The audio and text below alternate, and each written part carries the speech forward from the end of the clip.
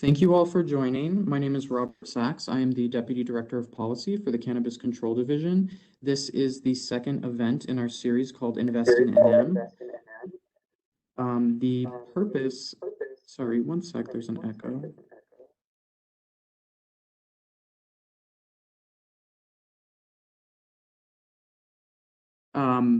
Sorry about that.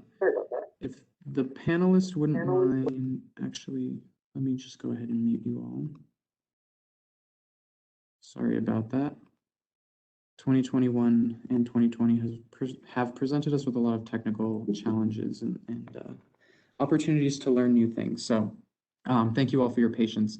Like I said, this is the second event in a series called InvestiNM. The whole purpose of this event is to introduce the general public to the various organizations that might help them in their entrepreneurial journey to starting their own businesses. So this is a partnership between private players and government entities. As you can see on this first page, we have quite a few people joining us today. So thank you all to our panelists for joining us. We have representatives from the Economic Development Department, the New Mexico Department of Agriculture, SBDC New Mexico, the Regulation and Licensing Department, New Mexico Angels. We have several banks joining us today, Southwest Capital Bank and US Eagle, who has the division called Aery Group, as well as the Office of the State Engineer. So we will be moving through each of these participants, and they will be talking about how each of their roles relates to cannabis and helping New Mexicans start their own cannabis businesses. So without further ado, I will pass it off to the Superintendent of the Regulation and Licensing Department, Linda Trujillo, for some introductory remarks. To see so many participants on this event today. As Robbie said, this is our second event. We're committed to ensuring that individuals here in New Mexico who are interested in joining this industry have the information that they need to plan for that. We're still in the process, of course, of getting the rules done and the licensing ready to go. But this is the time, as I try to tell folks, that you really need to be having a business plan. You need to figure out the requirements that you need to get your business up and running. We joke here at the office quite a bit that we're building the plane as we fly it, but that's the reality of what we're doing. This is a new industry in New Mexico. It's a new industry throughout the country. And so, you know, we're here to listen to you and take in your thoughts and consideration. So I encourage you to visit our website at ccd.rld.state.nm.us, and we'll put that in the Q&A so that you all have access to it. But again, welcome to this Invest in New Mexico, and I'm looking forward to the information that's going to be shared. We've got an incredible panel of people here. Robbie, who do we have up first? So thank you, Superintendent Trujillo. First up, we have Debbie Moore, who is the CEO of the Greater Las Cruces Chamber of Commerce. Just a note for all our panelists, we will be in charge of the PowerPoint slide, so if you could just let us know when to advance to the next slide, that would be great. But I will go ahead and pass it off to Debbie. Thank you so much.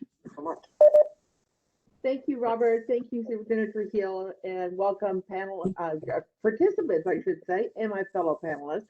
My name is Debbie Moore, and as they said, I am the President CEO of the Greater Las Cruces Chamber of Commerce. And a couple of my other roles, I am President of the New Mexico Chamber Executive Association, and I'm a board member of the New Mexico Small Business Development Center and former chair. They have a statewide advisory panel. In my capacity as that board member, I will be going over a few of the services that SBDC can offer and cannot offer at the present time. And then I'm going to talk a little bit about what the chambers can do to assist you. Next slide.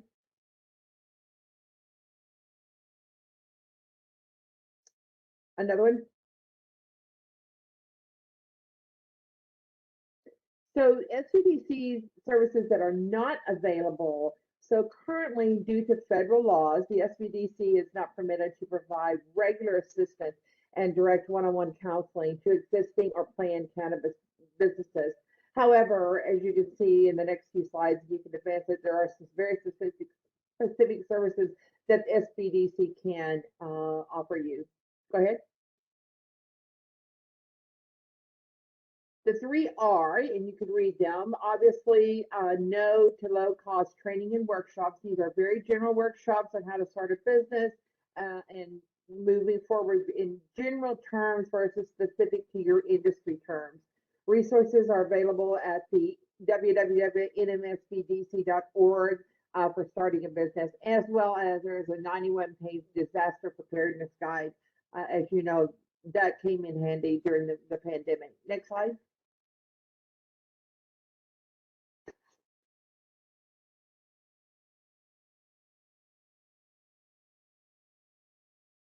So each of these, Robbie, when you send us out and then list that these are, you can open hyperlink these two for the list of workshops and course related materials. And there are 29 more trainings that are available. Obviously, basic steps to starting a business, cash management, how to plan for business growth, and online methods to promote and grow your business.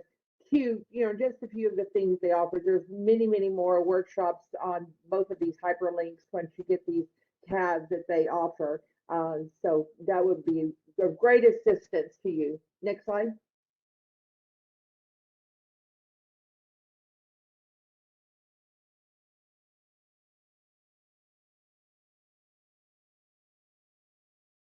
So under the tab of starting a business, you can see there are several things here that can give you a self-test, basics to how to start a business, how to choose a business entity.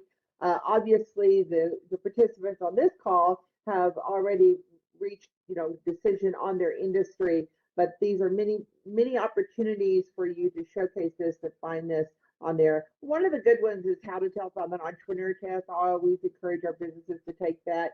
And it's basically businesses starting the choose a business entity, and that is how you're going to be incorporated, and et cetera, and your marketing framework as your marketing plan.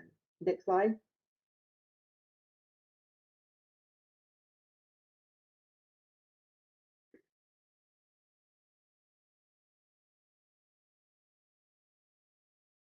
So I think one thing that's really important is I want to start a small business. And I think the first thing I always tell people is it's risky. You could lose your investment. So you need a plan. You need to write one, have someone review it. How long will it take you to write the business plan? That depends on you and how detailed. There is a standard that both banks and lawyers and things like that. On the last one, can the SBDC tell me what bank, lawyer, accountant, or insurance company do? They can give you suggestions. Your local chamber of commerce can certainly refer their members.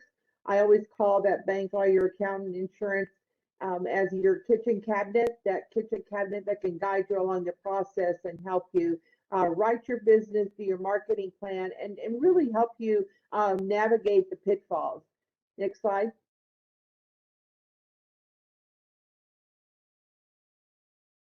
This 91-page,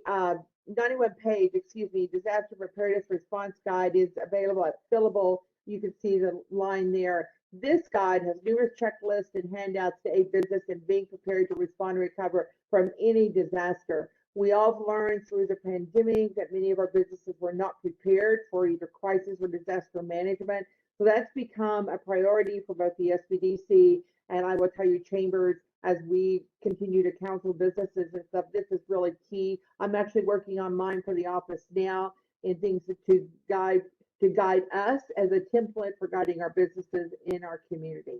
Next slide. So on the chamber side of things, the chamber is full of number one resources. We can really connect the dots.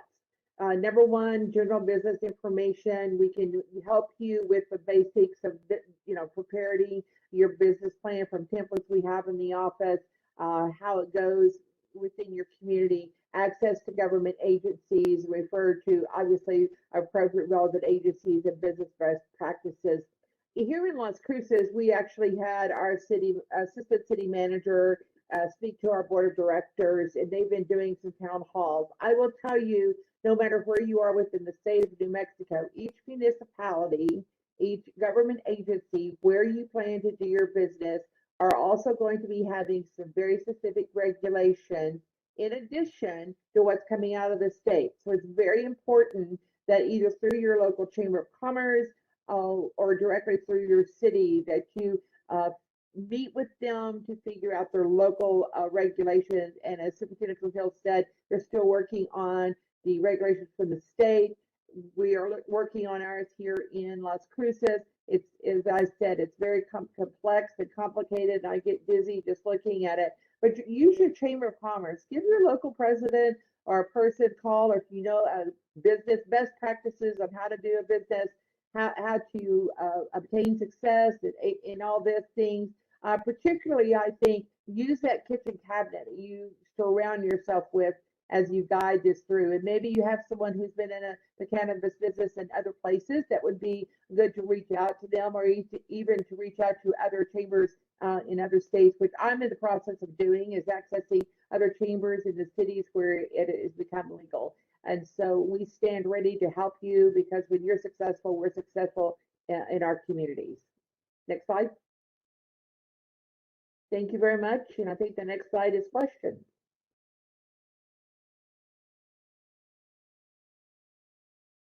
Thank you, Debbie. So we're actually going to be doing questions at the very end after all our presenters go. But thank you so much for that information. It was extremely helpful, I'm sure, to many of our entrepreneurs. Next up, we have Mr. Mark Roper, who is the Division Director for the Economic Development Department. And I will let you take it away, Mark. Thank you, Robert. So you can go ahead and go to the second slide, Robert. So the first thing I want to talk about as far as our role from the New Mexico Economic Development Department is our Community Business and Rural Development Team. Most people know them affectionately as the regional reps because it's a much easier name to remember. But each of these people live and work in their specific region. So they're boots on the ground. They're there to help help businesses and communities and local economic development organizations as we move through all of our programs and events. So these are your go-to people in these regions. So as you can see, there's 6 regions. Northwest, North Central, Northeast, the belly of the state that includes Bernalillo County, Albuquerque area, and then Southeast and Southwest. There's the contact information for all of those people in each of their regions. Use them. They are your boots on the ground. Go ahead, next slide. So a couple of incentive programs that we need to talk about. So when we talk about incentives from an economic development department standpoint, we talk about incentives available to what we call economic-based businesses. Economic-based businesses are companies that make things, manufacture things, or also they can be a service-related company that derives over 50% of their income from outside of New Mexico. So how does this relate to the industry we're talking about? This is an agriculture industry that we're talking about here. And when we incentivize agriculture, it's once it's harvested, grown and harvested, then when it has value added to it, then we can use our incentives to help on the value added side. We can't help grow it. We can't help harvest it with our incentives. But once it is then harvested and then turned into a new product. So to use a couple of examples out there to see what I'm talking about, it's like we won't help you grow the chili, or in this industry's case, the cannabis, but we can help you turn that chili into salsa, or in this case, into the products, whether they be smokable, edible, etc., or ointments or other necessary things so we can help with the production. And one of our lead incentives in helping in those things is our job training incentive program. What the job training incentive program does is that it reimburses the company 50 to 85% of the employee's wages during a defined training period, which can be up to 6 months. It could be as small as 2 months and as large as 6 months. And that is wholly and solely based on how complex the job is. So the more complex, the more training time you get. And again, it's for all of those companies that manufacture or add value to the product. And again, the 50 to 85%, that is based on the location of the facility. If it's in an urban area, it's 50%. If it's in a rural area, it's 65%. If it's in a frontier area, those are defined as communities under 15,000, it's 75%. And there are a couple of bonus ways that you can add on and stack an additional 10% that could get up to that 85%. Next slide, please. So the other incentive that is helpful in this industry when you're talking about the production side is the Local Economic Development Act Fund. This is a cash reimbursement for investments into land, building, and infrastructure.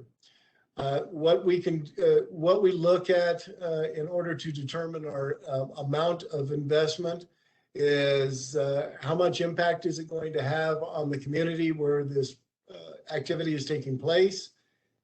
Rural and underserved areas do receive a priority. Are these wages of the jobs being created above the average wage in the area and where the jobs are being created? What is the capital investment of the project? And then, what is the long-term sustainability and economic impact of the project? There's a process that we go through in order to determine that. It is a discretionary fund at the discretion of the secretary and the governor. But ultimately, we look at number of jobs, wages of the jobs, and how much capital investment to determine our level of investment into the company. It's a reimbursement program. We can help offset those costs, as I mentioned earlier, associated with the land. That could be the acquisition or lease of land. The building, again, that's a building facility, making improvements to an existing facility, or infrastructure, such things as roads and utilities. Next slide, please.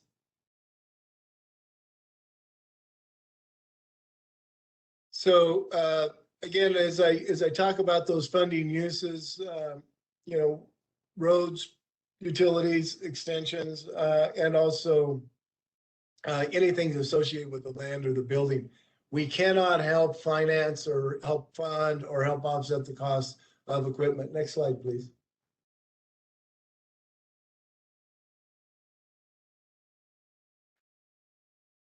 Another way we can help is we have a program called the Collateral Assistance Program. The Collateral Assistance Program is a way of offsetting collateral. So we can support up to 50% of a loan up to $250,000 to reduce the collateral necessary. Preference again is on minority, rural-owned, veteran-owned facilities. It's any entity that's going to have job creation, and it is not restricted to economic-based companies. This could help offset some of your help offset some collateral if you are standing up a retail location, where the previous incentives that I talked about could not help on a retail location. We will work with any lender. Now, we do understand that in this industry, that because of the federal laws that exist, that most banks are not a player in this. But there are lenders out there that are, and we will work with any lender. All the lender needs to do is register with us, and we can participate with them in a loan. Again, up to 50% of the collateral. It's basically a loan collateral and it's up to $250,000. Next slide, please.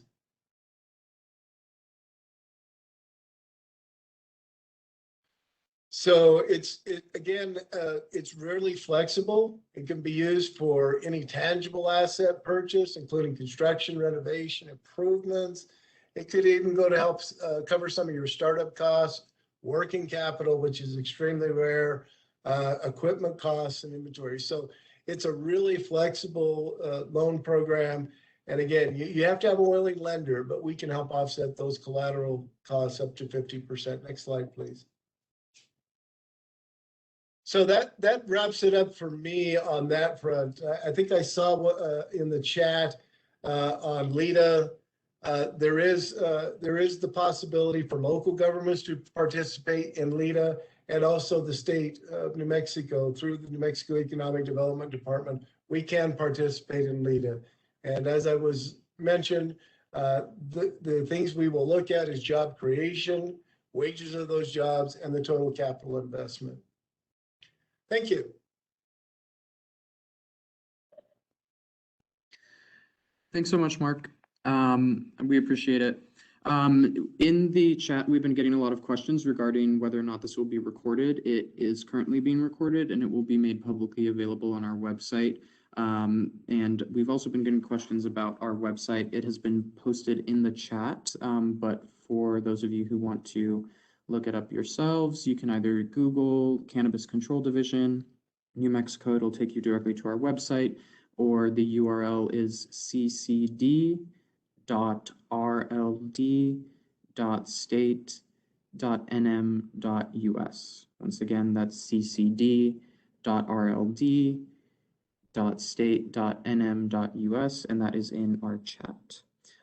So next we will be moving on to Mr. Benjamin Schroep from the Securities Division, which is a division within the Regulation and Licensing Department, which also houses the Cannabis Control Division. So I will go ahead and pass it off to you, Ben. Thanks so much. And thank you. Good morning, everyone. My name is Benjamin Schroep. I'm the interim director and an attorney with the Securities Division of the New Mexico Regulation and Licensing Department. The Securities Division regulates securities offerings. Now, a security generally means any investment instrument. It doesn't have to be in writing. It doesn't have to be a stock or some sort of certificate. Like a contract, it can be totally verbal. The Securities Division also regulates people and businesses that sell securities. The Securities Division also has a public education and outreach component that works on initiatives and events designed to inform the public about investing in securities, with a particular emphasis on the prevention and detection of securities fraud. Finally, the Securities Division has an enforcement unit. The division employs special agents to investigate violations of securities laws and attorneys to prosecute violators. These actions can be administrative, civil, or criminal proceedings. All states regulate securities offerings. Securities are also regulated at the federal level. And why is that? Why all these regulations? Primarily to protect investors and promote confidence in the market. Next slide, please. So please be aware that soliciting investments or funding for a new or existing business may be illegal, even from friends and family. Even if the funding you're trying to get is being termed a loan and not an investment, substance is going to control over form. Next slide. As with any major business decision, consider the legal and financial requirements necessary to get your business up and running. Now, starting a business, it's a big deal, maybe even bigger than buying a home. And when most of us have bought in a home, it's not just us involved. There's a realtor, there's a mortgage broker, there's an escrow agent, there may be some others involved as well. Same with starting a business. It's a big deal. And I think that's been mentioned in some of the previous presentations. Consider employing an attorney or an accountant to help get you through some of these regulatory hurdles. So registering securities. I wish I could tell you right now exactly what you need to do to get your business up and running and registered appropriately. However, there are a lot of factors. It depends on the type of investment, the investors who you may be reaching out to, how much funding, who's going to be doing the funding, where are the investors located, what are the investors getting, who's going to be reaching out to the investors, what role do they play in your company? And I could go on and on. I could go on all day. I'd love to go on all day. I really like this stuff. But again, there's too many factors to consider, but please be aware, you must follow federal law, you must follow state law. Sometimes you even have to follow the law of more than one state. For instance, if you have investors or potential investors located in numerous states. The good news is many exceptions exist for small businesses with limited offerings, which I suspect many of the attendees are going to be in that situation. We call these the common exemptions.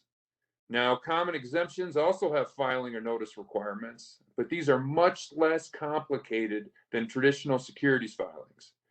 And if you have any questions about whether your business or offering fit within some of these common exemptions or exceptions, please contact us. Next slide.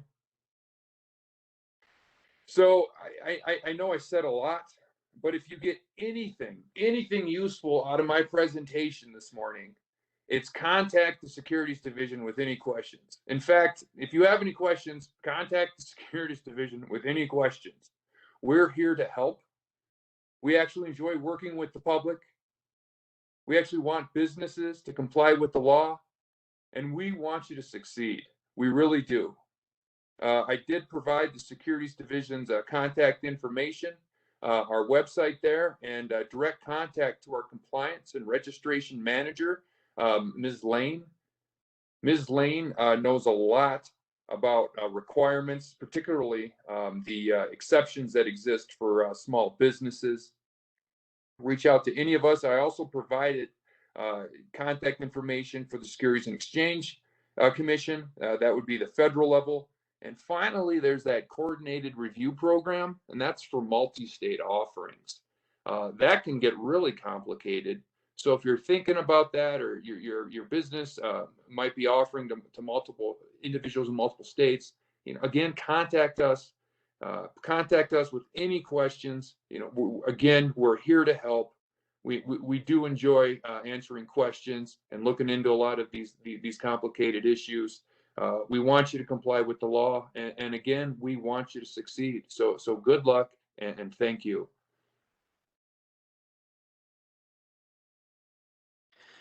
Thank you, Benjamin. So next up on the schedule, we have Drew Tolchin of NM Angels. He won't be joining us until 11, so we will go ahead and move to Rebecca Moore, who is the FID Industry Manager. FID stands for the Financial Institutions Division, which is also housed within the Regulation and Licensing Department. So let me go ahead and advance these slides for you, Rebecca. Yep, there we are. And go ahead and take it away. Great, thanks, Robbie. Good morning, everyone. Thank you for joining us again today. I am going to talk a little bit about what one of our most common questions is that comes into the Financial Institutions Division. And that is, why can't I find a cannabis-friendly bank? And we get asked this a lot.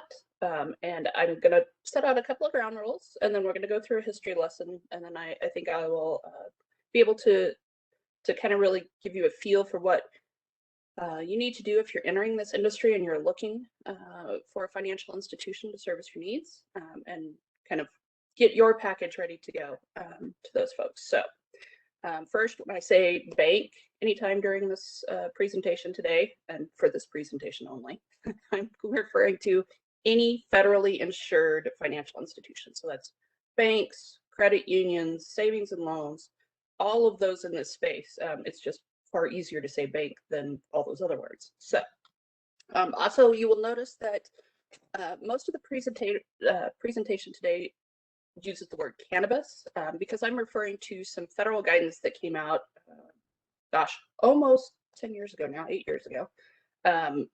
The word that was used quite heavily at that point was marijuana. So when I use the word marijuana, I'm still talking about adult use cannabis that everybody else is talking about today. So let's get into a quick history lesson here. Back in 2013, there was guidance that came out from the Department of Justice that was, we call it the Cole Memo, but it was guidance regarding marijuana enforcement. And what it really did was said, okay, we understand that some states are going to be making this available under certain conditions, and we want to make sure that everybody kind of understands where we're going in this space because it is still illegal at a federal level. And what that did was it allowed the Department of Justice to really kind of outline and limit their investigative and prosecutorial resources to address what they considered the most significant threats. That marijuana in and of itself was not a bad thing, but what they wanted to do was to go after where it crossed over into other illegal activities, such as distribution to minors, or drug driving, or being a front for other kind of nefarious activity. And so really they were going to focus their resources on that and not go after folks that were going by the state system and doing everything right within that state framework. Then in 2014, as a Valentine's Day gift, the Financial Crime Enforcement Network, or FinCEN, issued guidance FIN 2014 G001. And this was guidance that was based off of the Cole Memo and what the Financial Crime Enforcement Network wanted to see financial institutions do in order to make this a safe space. So it kind of went through the first 2 pages of it really are a restatement of the Cole Memo and those investigative prosecutorial resources for the most significant threats. And then after that, it went through and outlined the due diligence and reporting requirements for financial institutions. And we'll go through those in a minute because there's a lot. And I hope that this presentation will help you get that and package together to be able to find a cannabis-friendly bank. Since then, 2018, the Department of Justice, under a different administration, had rescinded the Cole Memo, but FinCEN did not remove the guidance, and because it was basically a restatement of everything that was held in the Cole Memo, it lives on, and that is still the go-to guidance that financial institutions are going to use to set up any kind of a cannabis-friendly program. So when I talk about FinCEN guidance, I'm always going to talk about that 2014. That's the same one that I'm going to talk about throughout this. So 2019, there was an introduction of the Safe Banking Act bill, but it did not pass. It didn't get any traction at that point. We were kind of hopeful in the industry that it might. It got reintroduced earlier this year and passed the House, went to the Senate on 420, and it has been stuck there ever since. So I don't know that there are the votes to be able to get it passed through, but we're still hopeful. It does provide some protection for financial institutions, which is a good thing. However, it doesn't mitigate any of those duties that we're going to go over that's under that FinCEN guidance and the Bank Secrecy Act, which is tied into this. So next slide, please.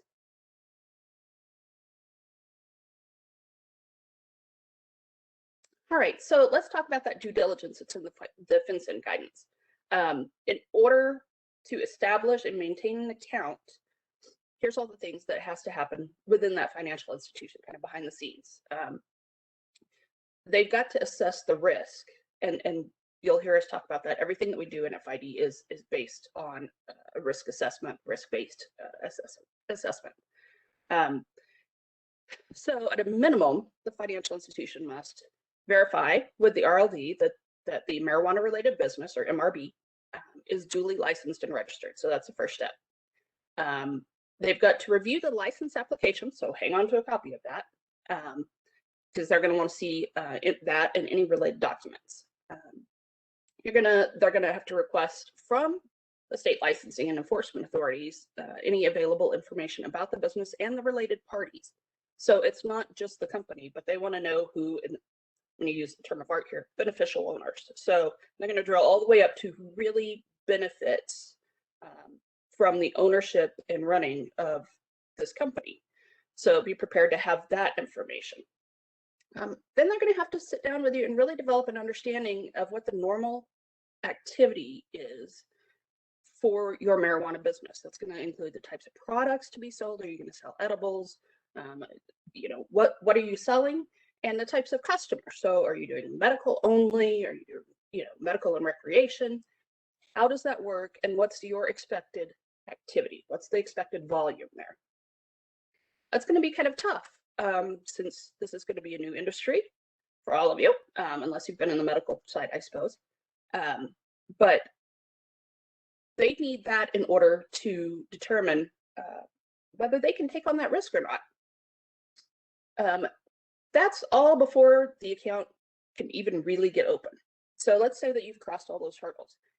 What the bank has to do on the back end there is perform ongoing maintenance of publicly available information. So that's going to be RLD, that's going to be news reports, that's going to be anything and everything you can think, Secretary of State's office. They are going to have to monitor the account activity for any suspicious activity. And there's a whole list of red flags that are lined out in that FinCEN guidance that they'll be looking for, not limited to that, of course. And then they'll be refreshing that information kind of on a daily basis as they work through and watch for suspicious activities, make sure that the activity is kind of what they expect it to be, what you expected it to be, and refresh that and make sure that they are performing their due diligence that is commensurate with the risk involved, because this is still not quite perfect on a federal level. It'd be really nice if we could get that straightened out. I think that would make everyone's lives a lot easier, but we can only control us. So next slide. So some of the other factors, because the other thing is whenever you ask, okay, well, here's a cannabis friendly bank, they want to charge me how much? Geez, that's a lot of money. So think about all that due diligence that they have to do. But also there's some back end stuff, and this isn't an inclusive list by any means, but I want to kind of go through and get you a feel for that. First of all, typically and historically, cannabis has been largely a cash-based business. So think about that. If you have got your account there, you're going to take in your deposit and dump this bag of cash on their teller station. So they need more tellers to handle the large cash deposits. They need more staff to work through the vault. There's going to be more trips possibly to and from the bank for cash services, armored cars, and that sort of thing. There may be increased service charges from their correspondent bank or Federal Reserve. They may have higher insurance premiums for carrying more cash. Anytime, I mean, think about it for your own home. You know, you buy something big and expensive for your home, usually you have to take out additional insurance on that. In addition to that, there's currency transaction reporting. So that in and of itself is going to require more time, and more time means more staff. And then you look at the suspicious activity reporting that we talked about. So there's 3 different kinds of suspicious activity reporting that they have to do. One is marijuana limited SARS, which basically says, hey, even if you think everything is going good and this company doesn't seem to be violating anything that's set out in the Cole memo priorities, violate state law, everything looks good. They still have to file that on a quarterly basis. Then they have the marijuana priority SAR. It's when something doesn't look quite right. So that's anytime there is that type of activity. And then there's the marijuana termination SAR. Either they have determined that they don't have the expertise to handle it, or they don't like what they're seeing in the account, it doesn't look right to them, whatever it may be, or just that they don't have the expertise in order to carry that. program and still maintain an effective anti-money laundering compliance program. So it may not be you. It may be just simply that they don't have that knowledgeable staff. And we'll tell you, usually you're going to see a few, and this is what we've seen in other states that have legalized cannabis or programs. You'll see a few financial institutions who really specialize in this. They've got their systems down. They understand the products. They understand what it's going to look like. They're used to working through that. They have an entire team kind of dedicated to that piece, because specialists require volume to get that kind of specialization, to be able to cultivate the knowledgeable folks. So you'll usually see it concentrated in a few financial institutions in every state, and not every street corner bank branch is going to be able to handle that, because again, it takes that volume to make that staff worthwhile. So basically, why does it cost so much? Because it costs the financial institution a lot of time and money to offer these services. And so, of course, they're in it to either make money, to provide services, but they can't do it at a loss. And so that's typically why you'll see a little bit higher fee. I'm really excited today because last time we did this presentation, we did not have any bankers here. And because of how I gained my knowledge on some of the institutions that offer those services, I'm not allowed to disclose that. However, I think everyone on the presentation today will be pleasantly surprised whenever we're going to hear from some of those folks. So next slide. If you do have any questions about how the financial institutions division works, or anything that we can help you with that doesn't involve me revealing anything of a confidential nature, I am happy to help. My email address and phone number are up on the screen. Please feel free to contact us. We're here to help. Thank you.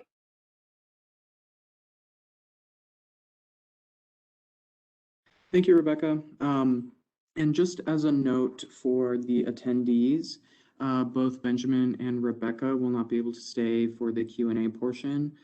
So if you have any questions directed to either Securities or Financial Institutions Division, feel free to reach out to them directly. Next, I actually saw in the chat, someone asked what banks can we bank with? Well, we have the answer. We have two banks here who will talk a little bit more about their services that are available. So next up on the agenda, we have Lonnie Talbert, who is the COO of Southwest Capital Bank, and Shannon Cox, who is the SVP of Southwest Capital as well. So I will turn it over to them to talk about Southwest Capital. Thank you so much, Robert. I really appreciate it. I'll take a few minutes and then turn it over to the real expert, which is Shannon Cox and her team.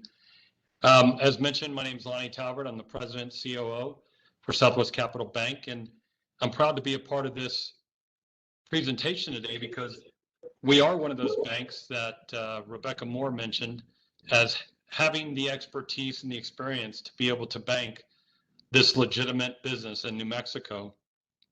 I worked along with a number of our teams 7 years ago to put together a model that would allow us to follow the guidance as shared by Rebecca to let us know how we could do this correctly. And with that, we brought on Shannon Cox a few years later, who really took it to the next level. You want to find a bank that you build a partnership with. Not that you just are a transaction to them.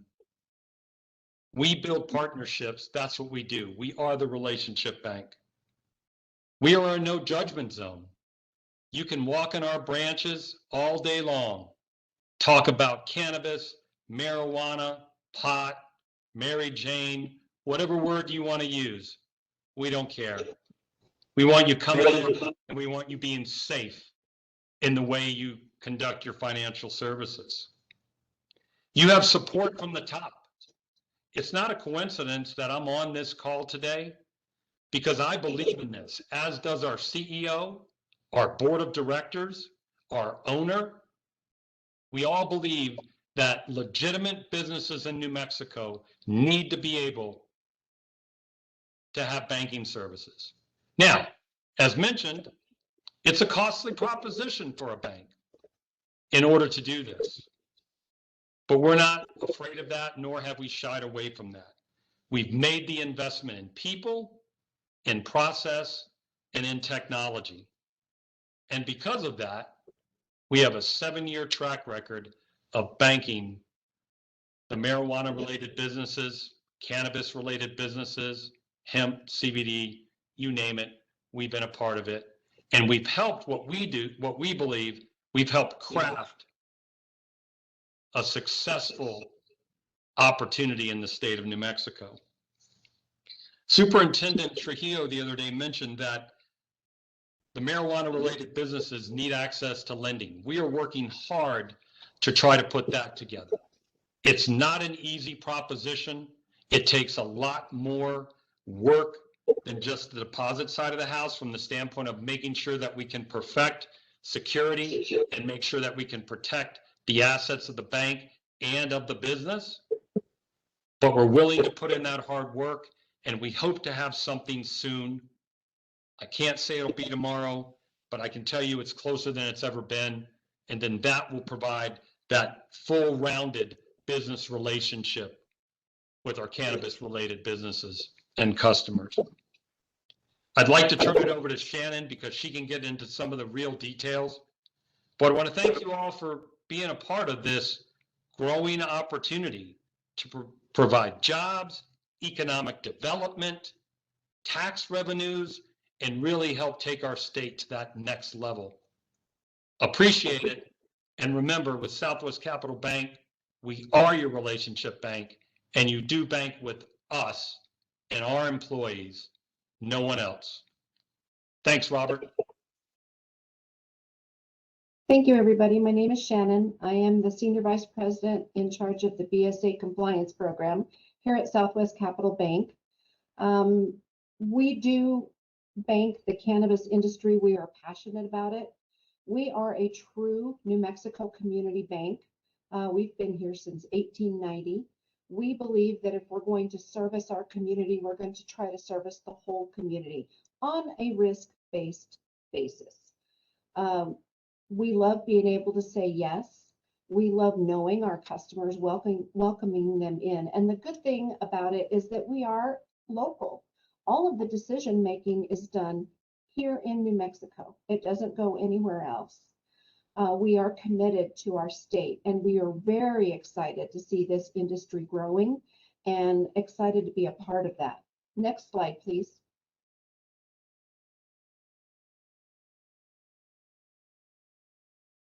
We do have a work ethic. We work very hard to make sure that our program is very clean and very compliant, both with state and federal regulations. We work very closely with our examiners. We work very closely with our external auditors. We tell them to come in and try to find any holes or any gaps or any way that we can make our program cleaner. We want to make sure that we're here for the long run. We want to be your financial partner as this industry grows. Next slide, please. As you can see here, these bullet points, these are our core values. The strongest of which is probably our entrepreneurial spirit, and we're evidencing this by offering this line of business services in the financial industry. Next slide. We have several locations throughout New Mexico. We have our operations center here in Albuquerque, as well as our Huning branch. We have locations in Las Vegas, New Mexico, Mora, and Pecos. Next slide. And just to go on and take on a little bit more of that, Rebecca laid it all out very clearly. She did a good job of telling why it's so hard and why so many banks don't want to jump into this. For a bank to do this, they have to put a lot of investment into both resources and systems and compliance management systems. We have done that. We continue to improve that. So that's why a lot of banks don't want to put investment in. It's hard to find the quality of staff and the experience that they need to manage the program. It is a little bit expensive to, offer these services to a high-risk industry. But as we stated before, we believe in it. We're willing to do it. We promise we are not out to get rich off of this. We want to offer the service and we want to pay for our expenses along the way. And I'm looking forward to the question and answer session. We will be here. I have my associate Rochelle Yazzie with me. She is my expert on the cannabis program. She has self-educated and she knows more about it than anybody I've ever met. So I look forward to the questions that we will have. And that's all we have at this point. Awesome. Thank you both, Lonnie and Shannon. We really appreciate that. Next, we have Phil Forbert from the Aery Group. But before we move to him, I just wanted to update something that I said earlier. Rebecca Moore of FID will actually be able to stay to the end if any of you all have questions for her. In addition, for those of you just joining, right now we are talking about financial services, access to capital, banking services, but we will be moving through different areas of the presentation as well, covering building codes, access to water, and then the actual licensing process itself. So just stay tuned. We will get to all of the areas that you all are interested in. But in the meantime, I will pass it to Mr. Forbert, who's the Director of Marketing for the Aery Group, like I mentioned. And thank you for joining us.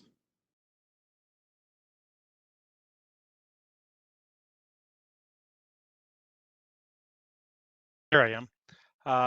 Thanks, Robbie. Thanks, Superintendent Trujillo, for putting this presentation together and for the opportunity for us, Aery Group, to present to a very very quickly growing entrepreneurship within New Mexico. We're really pleased and proud to be a part of that.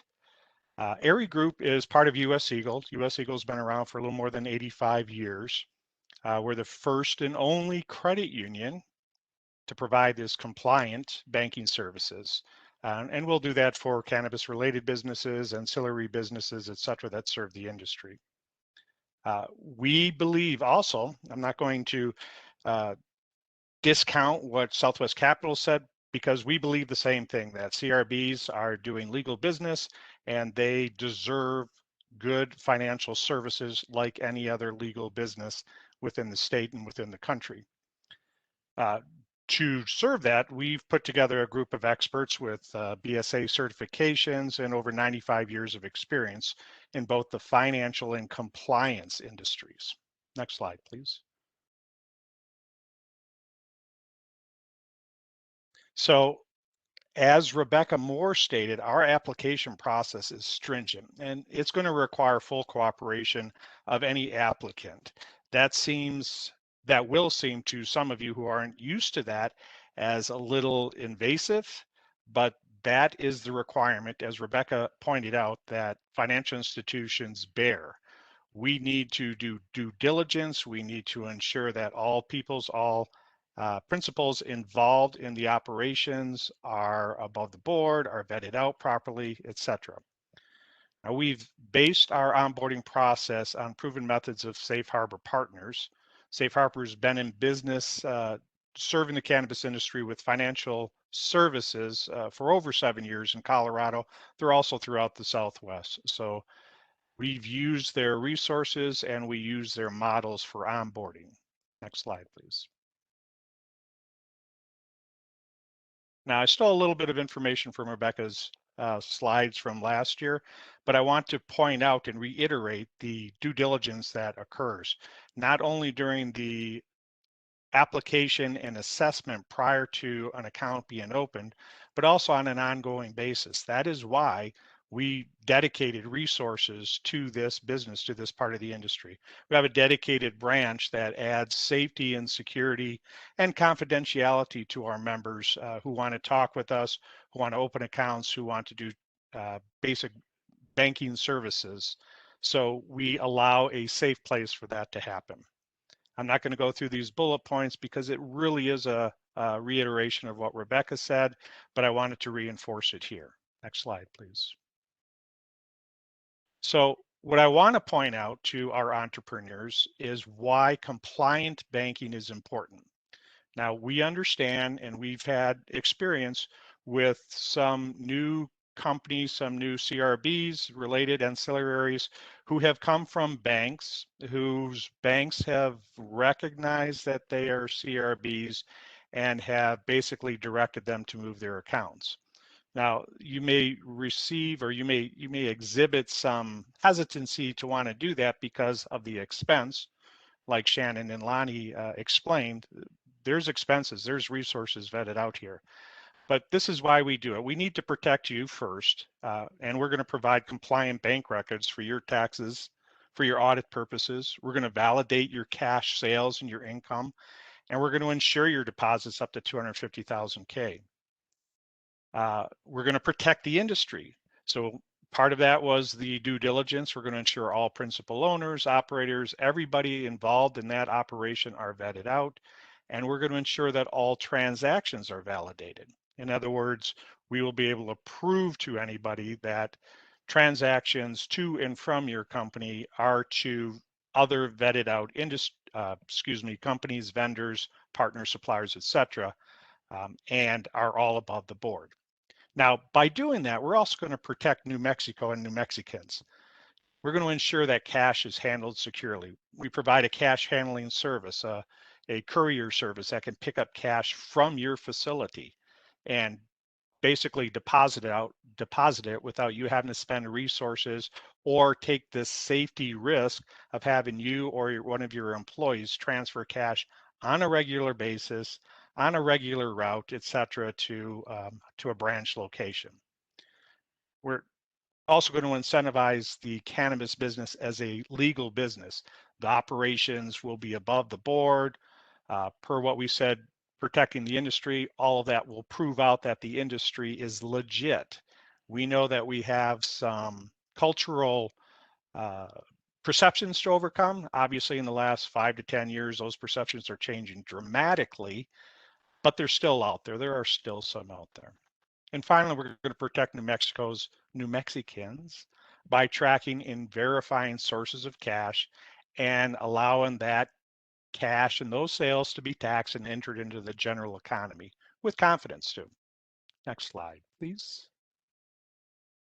So Aery Group will provide these types of things for CRBs: basic business checking accounts, savings, debit cards, online and mobile banking, all of that traditional technology access that US Eagle has.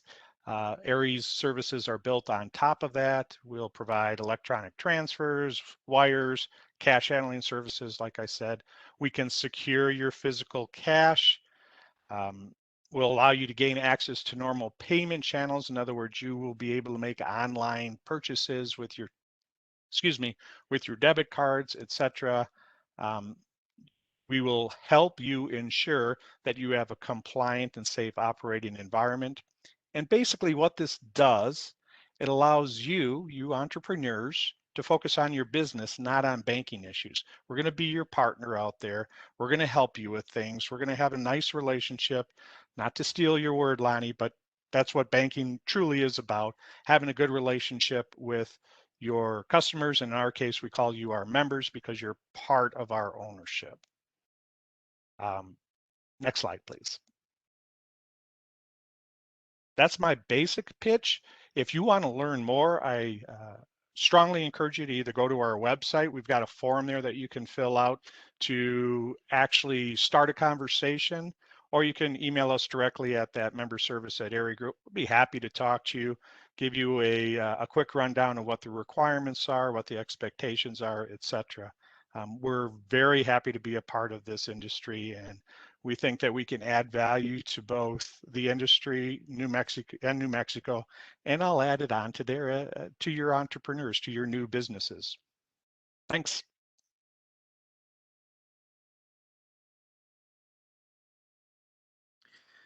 Thank you so much, Phil. Our next presenter will be Mr. Clay Bailey, who is the Director of the Construction Industries Division. Clay, take it away. Good morning, sir, and thank you for giving us the opportunity to participate. I appreciate everybody that has shown up to listen to this. Mine's going to be a real broad overview of what we do on the construction industry division and how we'll be assisting on the cannabis division side. So, does New Mexico have a building code? Yes, it does. What have we done here on this slide? We've listed all the different codes that relate to us and what we enforce. So if anybody has any questions, they can look these up and go through them. Any new construction and remodeling requires plans, permitting, and inspections.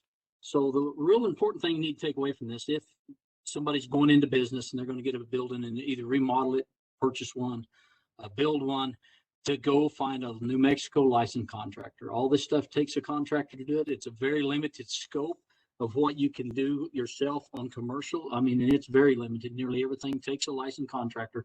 So please look for that. Make sure you're doing that. You can go to our website, which is www.rld.nm.gov, and look under professionals on the construction industry side of it. And that'll pull up when you're hiring a contractor, ask them for their license number. You can plug that in and see if it's there, if it comes up, they're valid or not. If for some reason it doesn't come up, you feel like you want to reach out to us for further information, please do. Could be the fact that contractor's in the middle of renewing or something and they show suspended. So please reach out to us on that. To get the permit, like I said, it's going to take a licensed contractor to do it, so we can't even move forward without that. Next slide, please, sir. Next slide, Robbie. Okay, thank you.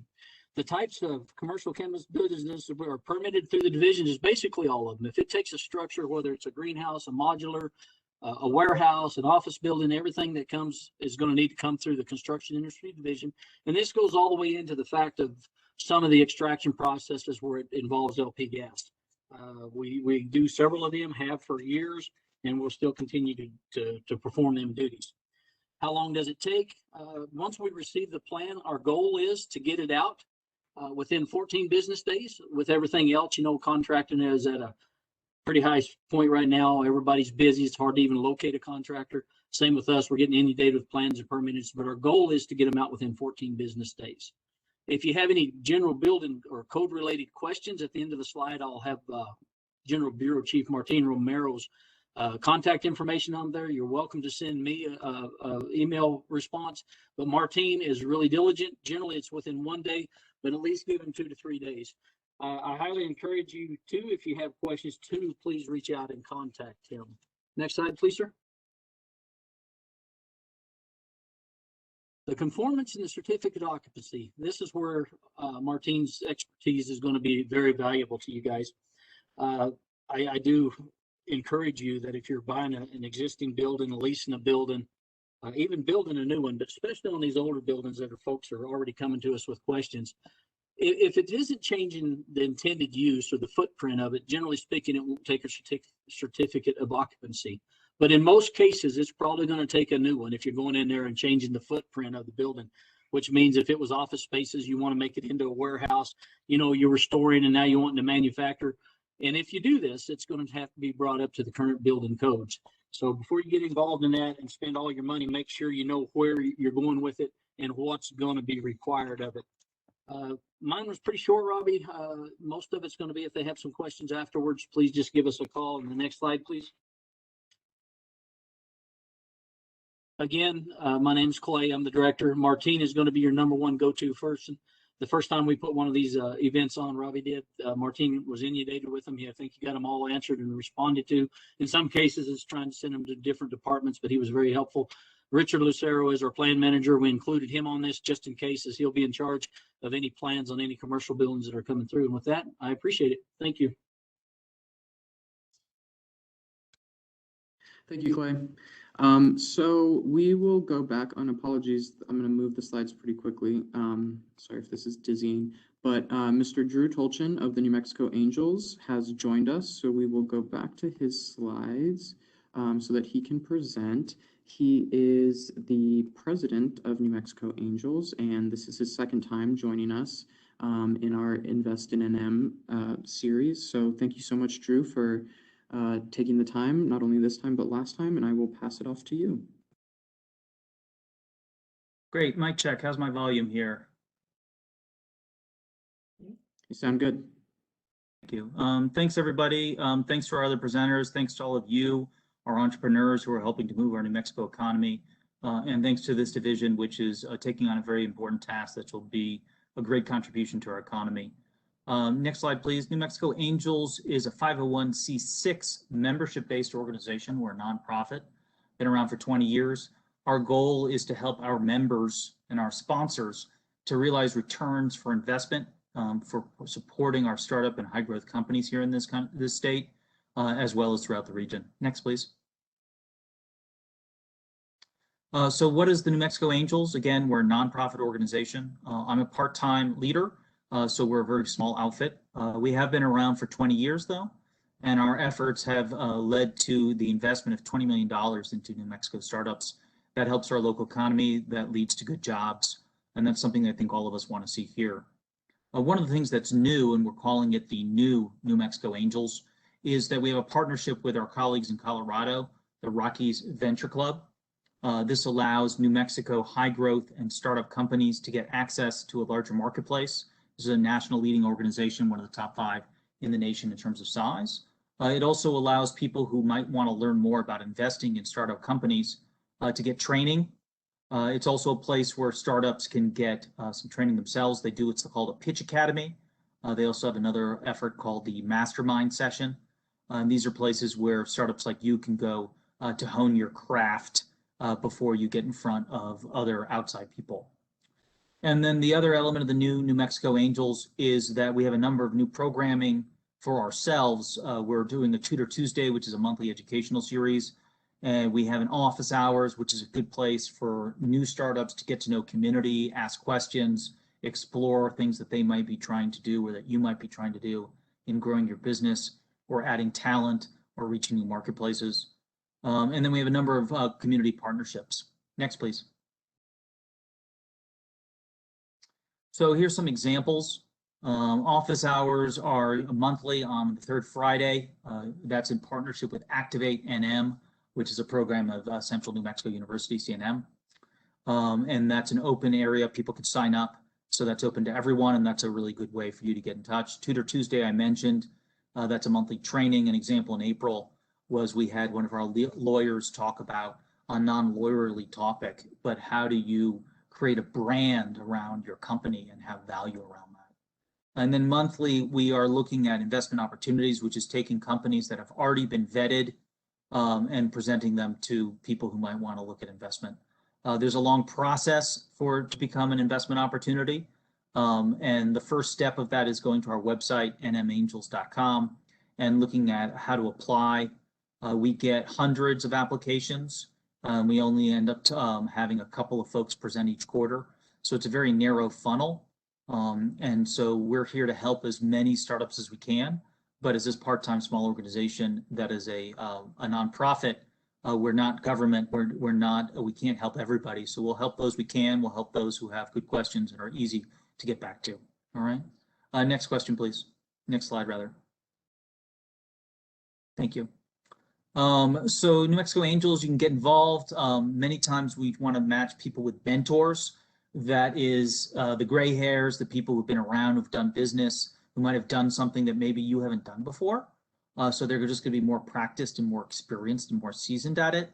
There's another public organization called SCORE, which is the Retired Executive, SCORE.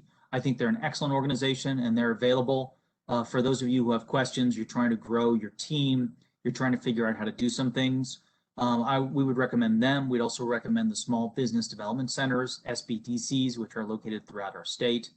And then we would also recommend some of our non-bank lenders, such as West, which used to be the Women's Entrepreneurial Support Organization, but now it's just known as West, WESST.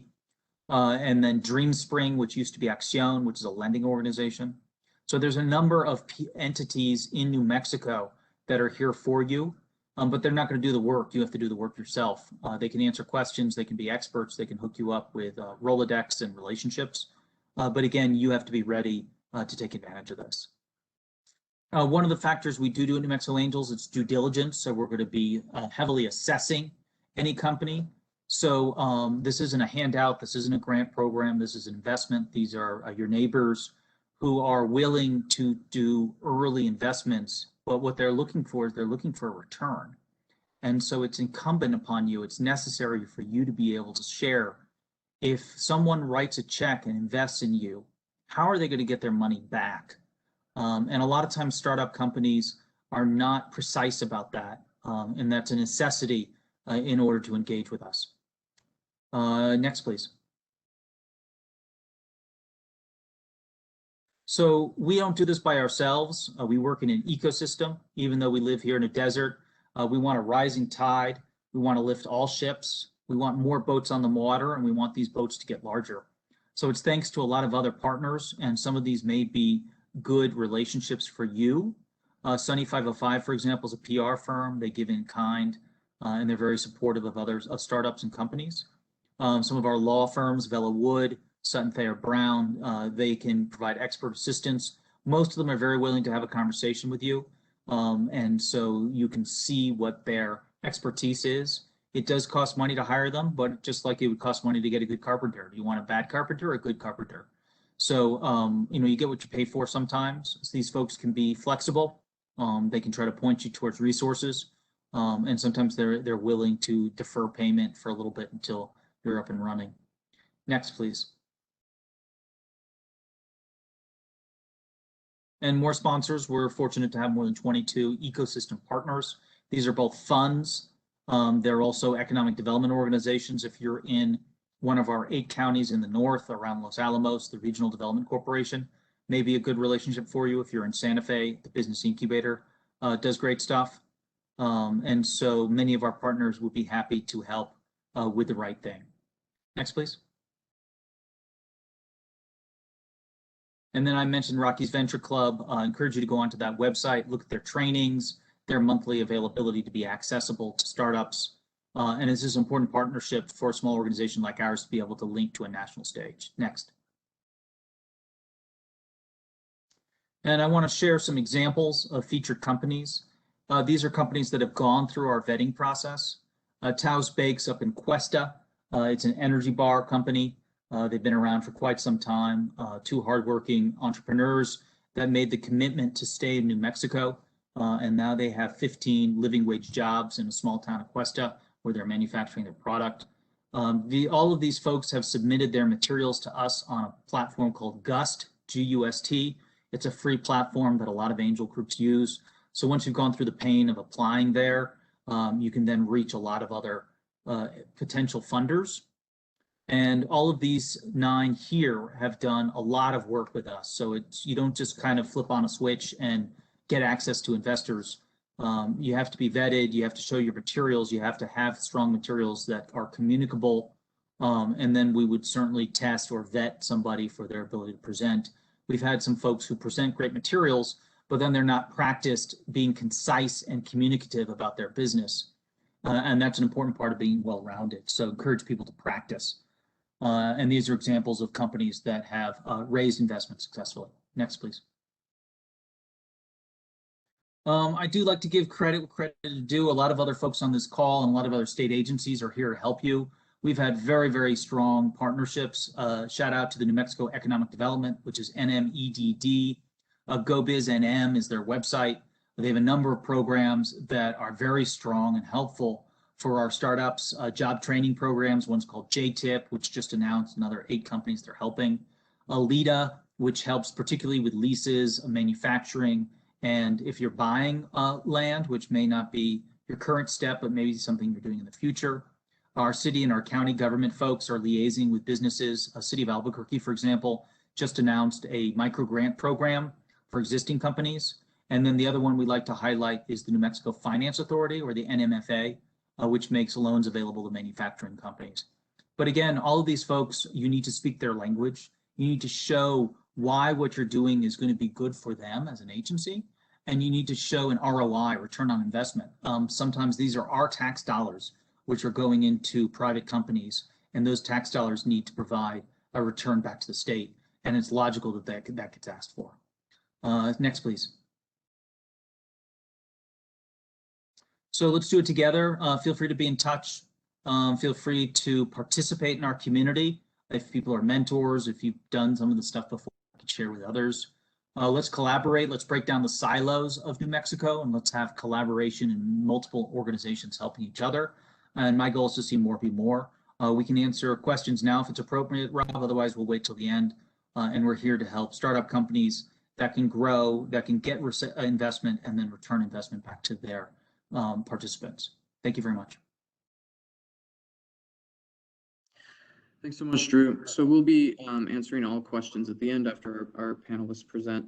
But thanks again for being present and providing all that information. So next up, apologies again, I'm going to be scrolling rather quickly. Next up, we have Mr. John Romero, who is representing the Office of the State Engineers. So he is here to answer water-related questions for cannabis. So Mr. Romero, I will pass it off to you. Can you hear me, Robert? Yes, I can. Okay, well, thank you, Robert, for inviting me, and thank you, Linda, for having me here. And I want to welcome everybody that's tuning in to this meeting or webinar. My name is John Romero. I'm with the Office of the State Engineer. I've worked for the agency for 27 years.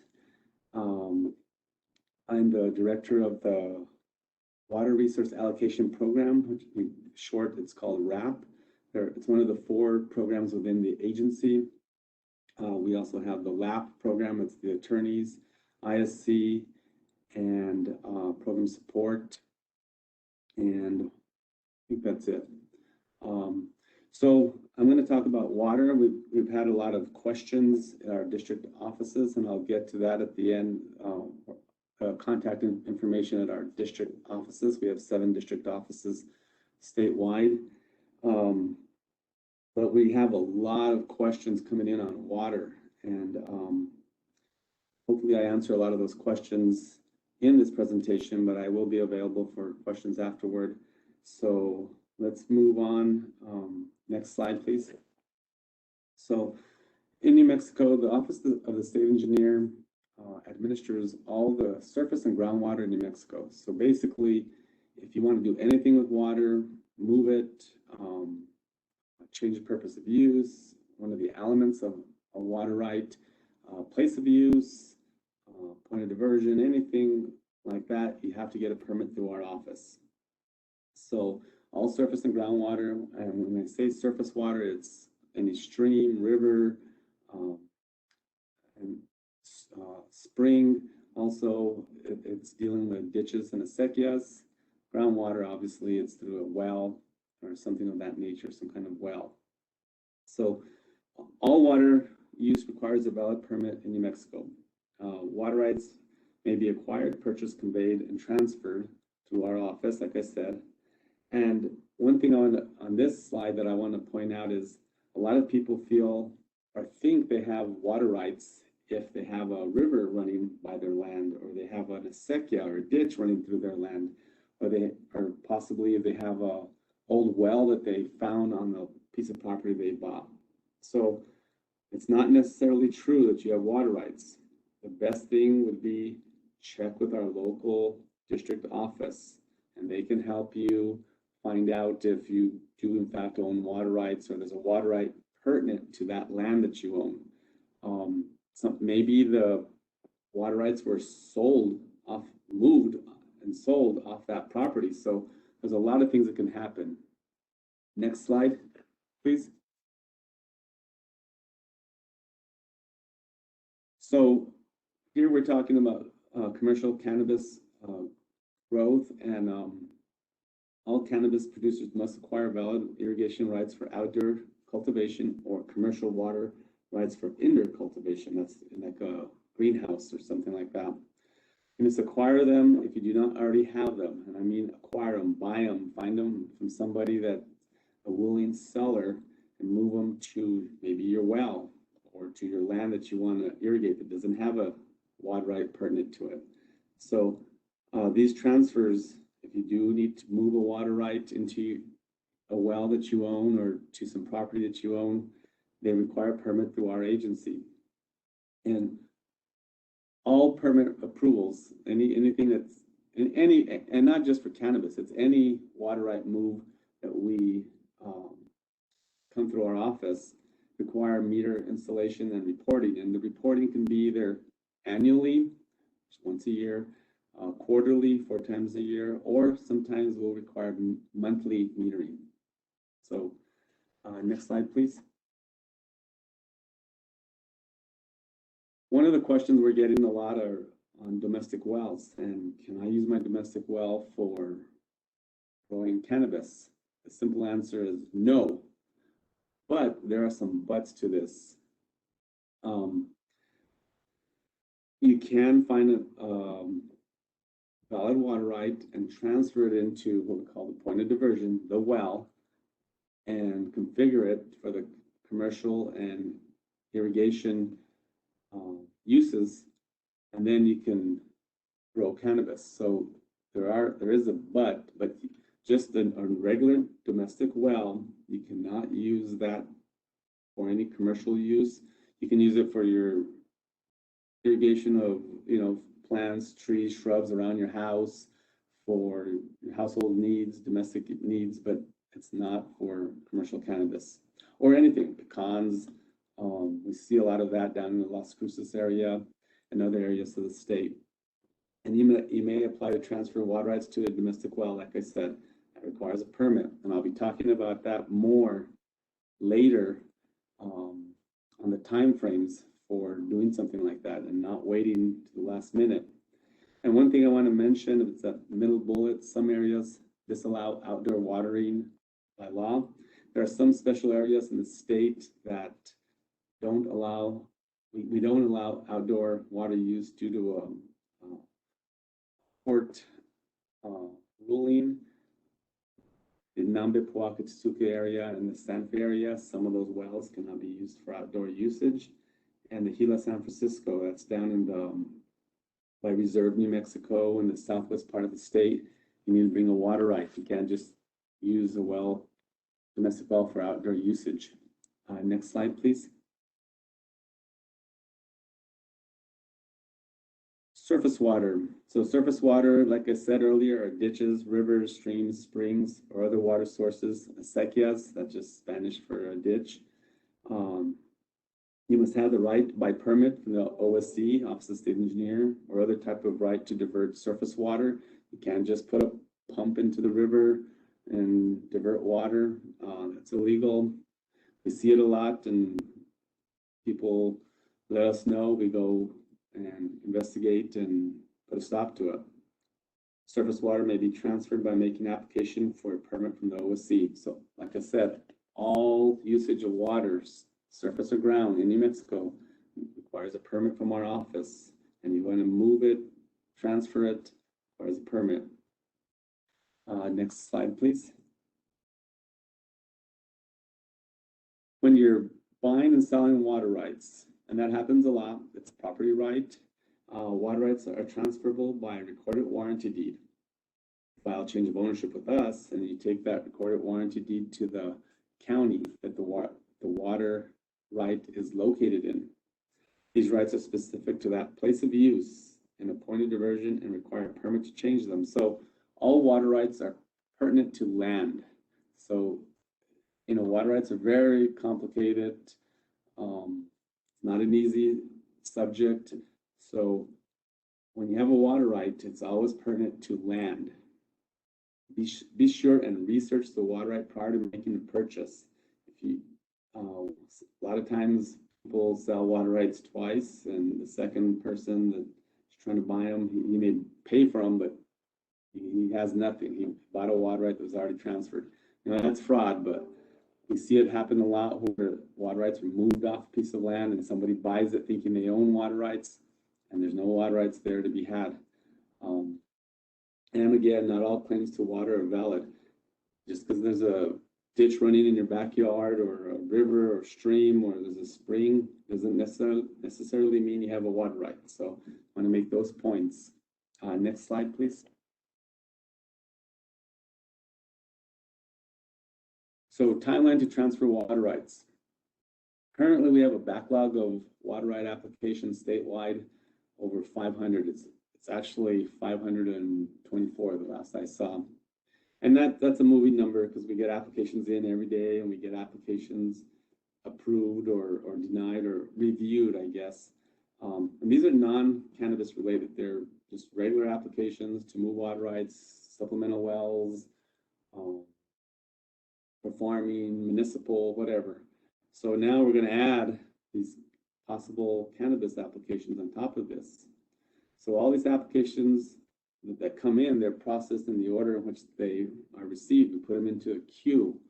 So imagine one of the main points I want to make, you're filing an application and you need it quickly. It's going into this queue where it's behind 500 other applications. So my point is, don't wait till the last minute. This is something that takes time. It's kind of a resource issue, but it's also just, it takes time to review these things. And you have to advertise it in the newspaper, in the legals, and that alone is a 70-day period just to get through that process of advertising. So don't wait till the last minute. And again, the average processing time is 8 to 10 months. If it were to get protested by somebody that says, oh, I'm going to be impaired, I don't want this in my backyard, whatever it may be, it could be up to 2 years. So that's with the protest, 8 to 10 months. Sometimes we can get them out faster, but just average time frame. Next slide, please. So some people may have access to commercial or municipal water supplies. Let's say here in the Albuquerque area, from the Albuquerque Authority, City of Santa Fe, City of Las Vegas, all municipalities, they own their water rights. They have their portfolio of water rights. If you live within those boundaries in the municipality, you can probably just use their water. You pay for it, depending on how much you use, and you can show that maybe a bill. I'm assuming what the RLD will take that as, hey, that's you're showing you have a water right. It's not your water right, it's buying it from somebody, but that's what you can use. Be careful, some rural areas, mutual domestic water, MDWCAs, mutual domestic water consumers associations, they might have issues with you using a lot of water, because in some cases we've seen some of these MDWCAs in the rural areas don't have enough water rights to support the uses they already have. So they may be hitting their upper limit of their water right. Let's say it's 50 acre-feet and they're pumping every year 48, 49. An additional demand on the system might not be good for them, or they might be where they're over diverting water already. So that's something to consider, and we anticipate some issues there. So be careful with MDWCAs, and I would tell any MDWCA operator, be careful with that as well. Next slide, please. So these are the district offices. We have 7 district offices statewide. Albuquerque is District 1, District 2 is Roswell, District 3 in Deming, District 4 Las Cruces, District 5 in Aztec, District 6 Santa Fe, District 7 Cimarron. So depending on where you're at in the state, you can call these district offices and ask, your water right questions. Do I have a water right? Does this piece of land have water rights? We have the files usually there, or we can go online and if we have that basin abstracted into our waters database, we can we can look it up, or we can show you how to look up the water rights in those areas. But I would say a lot of people are already calling our offices asking questions, but continue doing that and check to see if you're going to purchase a water right. Check with our district office.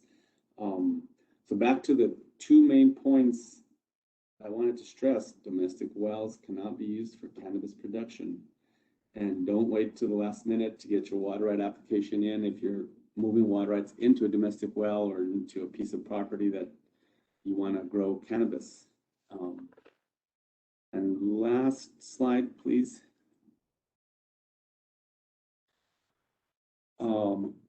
We are putting together a frequently asked questions based on the questions we've had to date, and it's posted on our website.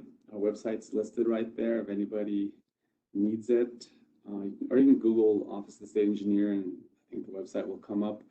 But in our hot topics section, there's frequently asked questions, and it's dynamic, or it's fluid. It's going to, as we get more questions or we think of things that might be useful to the public, we'll post them, and we'll update this list weekly.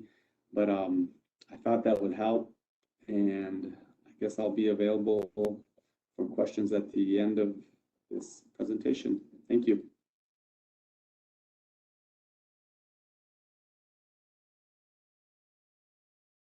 Thank you, John. I appreciate that. Next, we have Mr. Brad Lewis, who is the Division Director for the New Mexico Department of Agriculture. Mr. Lewis, if you would like to go ahead and start. Thank you, Robbie, and thank you and Linda for considering New Mexico Department of Agriculture on your webinar this morning. And it's nice to see so many names that I recognize on the list out there from the hemp days. I'm Brad Lewis. I am administratively responsible in the state for the nursery programs, plant nursery programs in the state, plant pest programs, eradication programs, hemp programs, and pesticide programs. And that is the overlap with the cannabis industry. And I'm going to try to run through a few things relatively quick. We're getting towards the end, and I suspect everybody's getting hungry on that end of it. Mark Roper made the point that this is an agricultural business, and so when you move it from a niche business to an agricultural business, there are a number of other regulations and laws that come into place. So the first one we'll look at, because this seems to be the questions we're getting on our lines right now, as people start getting ready to start producing plants for sale in the marketplace to individuals or wherever. So in addition to those licensing requirements of RLD, you are considered a nursery. And so by statute, and the statute states all individuals growing, selling any viable plant species are required to obtain a plant protection license. So at some point in time, if you're going to start in the nursery business for cannabis, you will require the license for that. Let's see, these licenses are consumer and industry protection based for the most part, and I'll explain a little bit of that here in a second or so. With those statutes, we have some authorizations. Now understand, authorizations means that we may or may not do these things in the industry. So we do have the authorization to inspect plants for plant pests at will. And so this is part of the consumer protection and why the nursery laws were written. Basically, the legislatures don't want you selling plants that are infested with viruses or with mites or any of the other insects that you will sell to another operation that may bring those into their operation and have issues with it. So there is a requirement for plants to be sold to be clean and free of all these plant pests. In the event that you do have issues, we do have stop sale authorities. So we can put everything on hold that you plan on selling until you get it remediated, or we request a destruction of it because it cannot be remediated. And so an example of that would be viruses. You can't remediate viruses, remediate the plants infected with viruses on those type of things. Next slide, please, Robin. Next is pesticide use. Those of you that have been growing for a while understand that unless you have the, take added precautions in those greenhouses for pest exclusions your fans are covering, et cetera, you're eventually going to end up with something feeding on your plants in there. So the only only pesticides that can be used in the state, regardless of the crop, are those that have been vetted through New Mexico Department of Agriculture. And hemp and cannabis are going to be a special group within that. We do have a list up there for hemp and cannabis. I'm not sure how we worded it, whether we worded it with big C or little c. It depends. I can't remember what they did with it. But nevertheless, we do have a list of approved pesticides. The list is approved monthly. So you can look at it and say, yes, this is approved, so forth on it. If you see a product that you would like us to consider for registering, give us a call, and then we'll look and visit with the manufacturer and see if it is something that can be registered for the product on there. One of the reasons for this is, as some of the other states in Canada that were using non-registered products, particularly when you're selling for vape or inhalation, that some of these products tend to be a little harsh on the lungs, and many states had to pull off a number of those products. New Mexico does not want to get in that situation, and nor do you all. I think your objective is to produce the highest quality and safest product that is possible out there, and we'll be more than help you with your selections and so forth on those products on there. If you are spraying for money in a greenhouse for somebody else or something, you will require commercial applicators. And this requires testing and licensing to make sure that you are competent in your ability to look at licenses and look at labels and so forth on there. The other thing is, if you're using pesticides and you have employees, you may fall under the worker protection standards. And this is a group of rules, and we're not going to go over these. It's at some point in time, if you all are interested, we'll set something up with Robbie or just do it separately on those requirements. And these are applicable for growers with employees and users of some pesticides. So not all pesticides used in greenhouses require you to fall under worker protection standards. Those that don't are 25B products. The 25B products are primarily those mint type products. There's pepper products, etc., so forth. So those do not fall in. But give us a shout. We'll be more than happy to help you through those things. And again, these are consumer and grower protection based laws. A lot of these, are here to probably help reduce your liability in a lawsuit and so forth on those things. Next slide, please.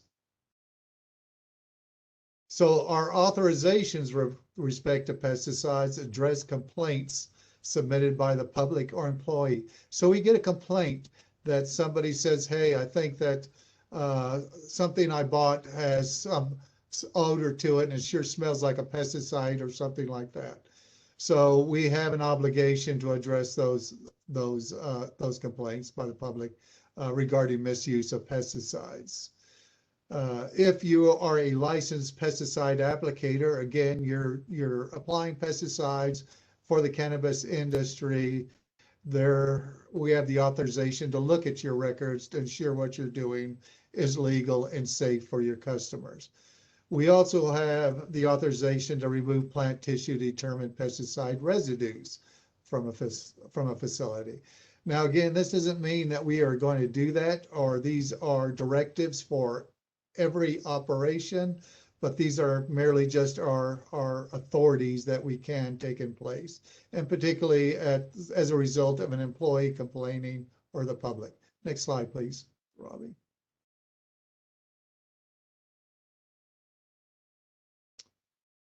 Those of you that have been in the medical business for a while know that there are some weights and measures requirements.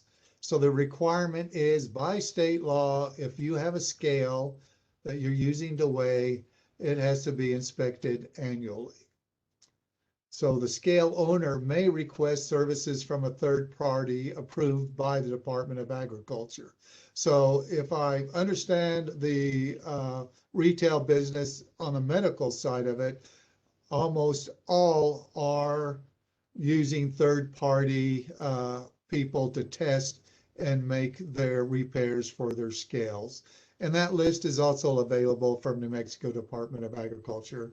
And you all see these stamps when you go into a grocery store or anywhere else. There's a stamp that says it's been tested within the last year, and then who tested it, et cetera, on it. So keep that in mind. And again, this is consumer and industry protection, and it's a good idea. You all don't want to be selling something that you're giving away more than what you thought it was. And the consumer is probably going to go and weigh it himself, and he doesn't want to come back to you and say, hey, you shorted me on a few grams or something like that. So it's just a good idea. Keep the scales in place and understand the state law. Our authorities are, and we can inspect scales at will. And typically this is addressing customer complaints. I think we have addressed one customer complaint within the last 6 months with a medical establishment regarding weights and so forth on that. There is also a test for compliant labeling. So if you package something, if you package bud, particularly bud or flower in a package, and there are some requirements for that, particularly weight, ensure that that weight is correct on there, because the Department of Agriculture is authorized to come in and check those weights, or if a consumer complains that he feels he's been shorted on it, we have an obligation to go in and look at that. Make sure everything you do package and weigh is by lot, because typically if they find something that is out of weight significantly, they will condemn the lot. If they're not identified by lot, then they may have to condemn everything that they see in there. So they won't go and weigh every package. They'll just say, no, it appears that these are out of compliance with respect to weight, and they'll go ahead and just condemn everything in there. And of course, they have the ability to remove from service non-compliant scales or packages by law. Next slide, please, Robin. If you are all selling seed, there is a state seed law, except ornamental seed, it's an agricultural crop, to be truthfully labeled. And this has to include the germination, purity, and identification. The law does not specify who can test that. So you as an individual can test your own germination. You can look at the purity of it and the identification with respect to what it is. And purity means that weigh out the weed seed, the trash, all those things. It could be in there. That label just necessarily says that a percent of this is not seed on there. And again, these are consumer and industry protection based. The legislatures, when they introduced the seed laws, did not want people selling seed that would not germinate. And so we do take customer complaints, and we will go and look at seed and determine germination and those type of things on there. Now, some of these things we as a state agency are still working out with our legal services on how we can do these and where we can do these, just because some of federal laws do impinge on some of our abilities. But it is our expectation that when everything gets in place, we should have all these things sorted out with our legal services here on campus. We do have the authorities to inspect test packaging for compliance. They will buy those packages, and they will test them, and if they test out of compliance, they will come back and visit with you and try to get you back on those things. And we can stop sale for non-compliant articles for seeds and so forth on there. I think I have one more slide, Robbie, and that'll be it. We are the New Mexico Department of Agriculture. Hopefully we just have just kind of put some ideas in the back of mind. So when you're thinking of doing some of these things, there may be regulations that you fall under as an agricultural crop. on that. So if you have any questions, please call us. We have a web address there at NMDA, NMSU EDU, so at nmsu.edu, and we have a phone number. So just call us and we'll let you know where you fall in, what you need to do, everything out that needs to be done for those things. Thank you, Robbie.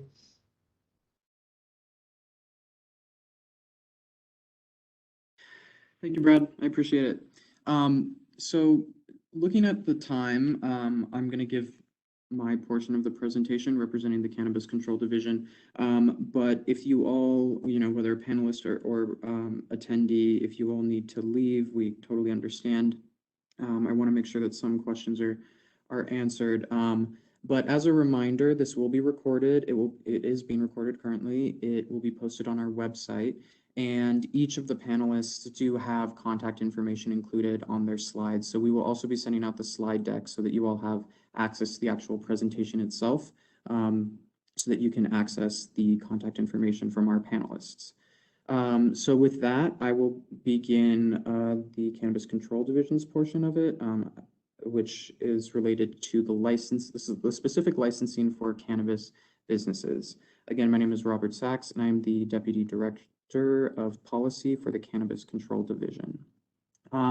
So before we get into the licensing, I just kind of wanted to give you all an overview of where we are in the process so far, from legalization to now and then looking forward. So in the Cannabis Regulation Act that was passed in March, there were some statutory deadlines that were established for us. So by September 1st at the latest, us at the Cannabis Control Division, we need to start issuing producer licenses. Now, this includes general producer licenses as well as producer microbusiness licenses. So this is a deadline, an internal deadline for us to give the application to you all, the public. We've been getting a lot of questions as whether or not that means there is a deadline for applicants to submit their application by September 1st. That is not the case. Once it's live, an applicant can start getting their application together that day.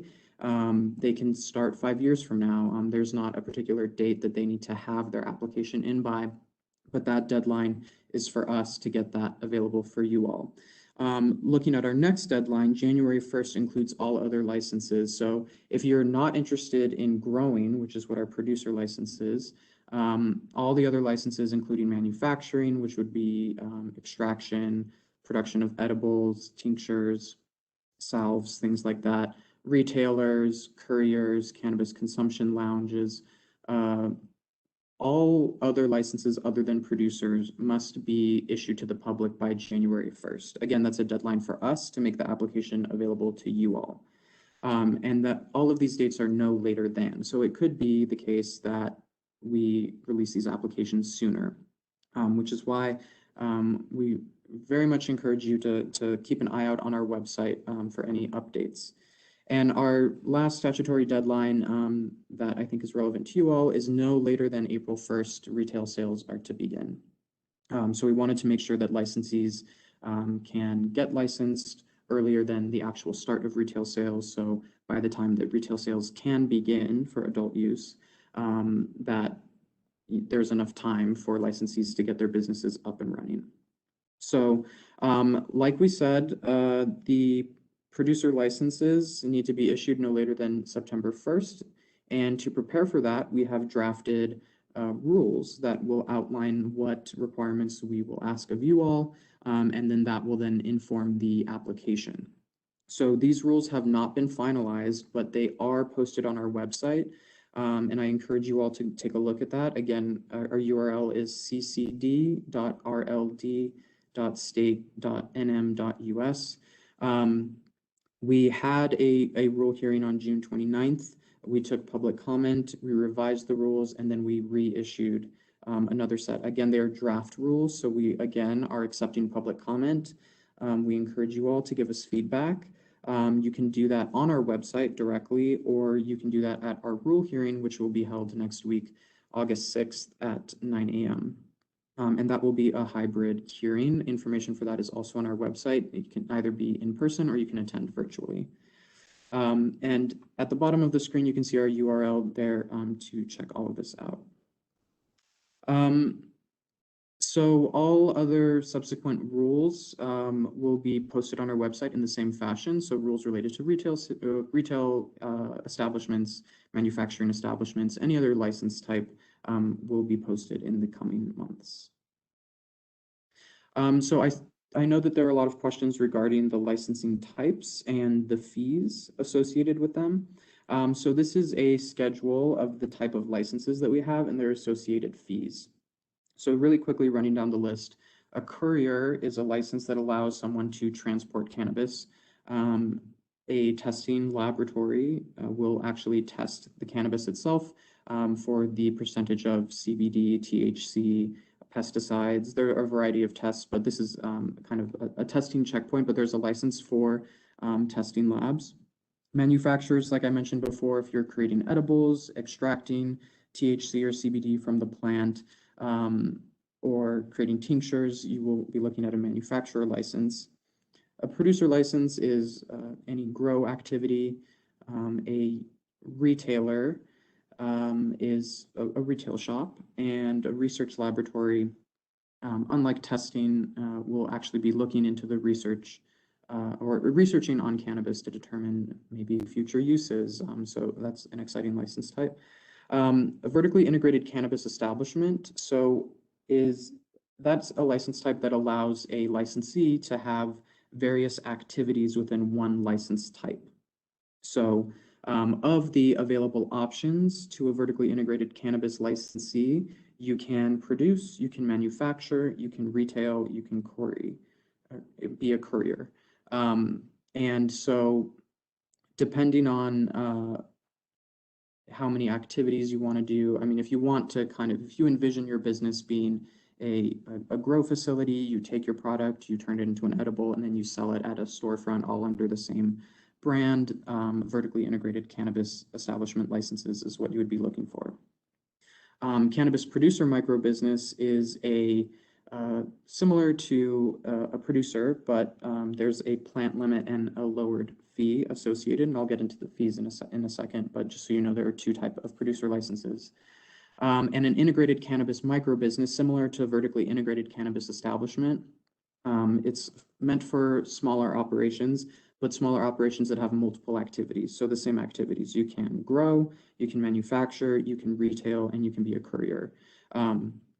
And the last one is a cannabis consumption area license. So if you would like, if your business in the one that you're thinking of creating is one where people can go and consume cannabis on site, that is what that license is for. So you'll notice in the proposed fees section, there are the first fee, and then to the right of that is our additional fees. So for example, if we look at producer, since those are the rules that we're promulgating right now, $2,500 is the amount for your first premise.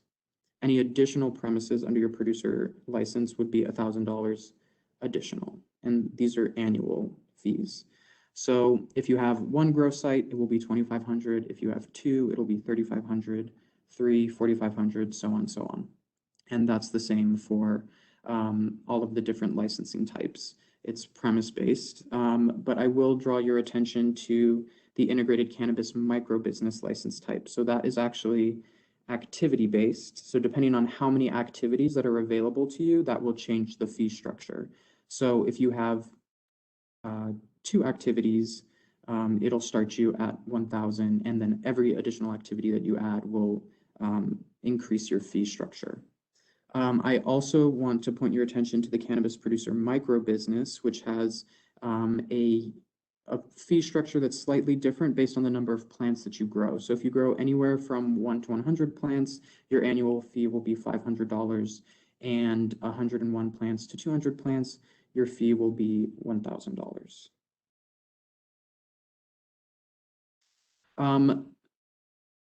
There are additional fees based on the number of plants that a producer would be growing. And I just want to make a note that this is only for the producer license and not the producer micro business license. So if you have the micro business license, you will not be subject to these fees.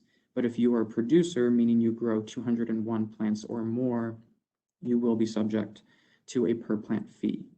And so the plant fees for an adult use licensee will be $10 per plant, and for a medical licensee, that will be $5 per plant. And again, these are the plant fees are what is proposed now. They're not yet finalized.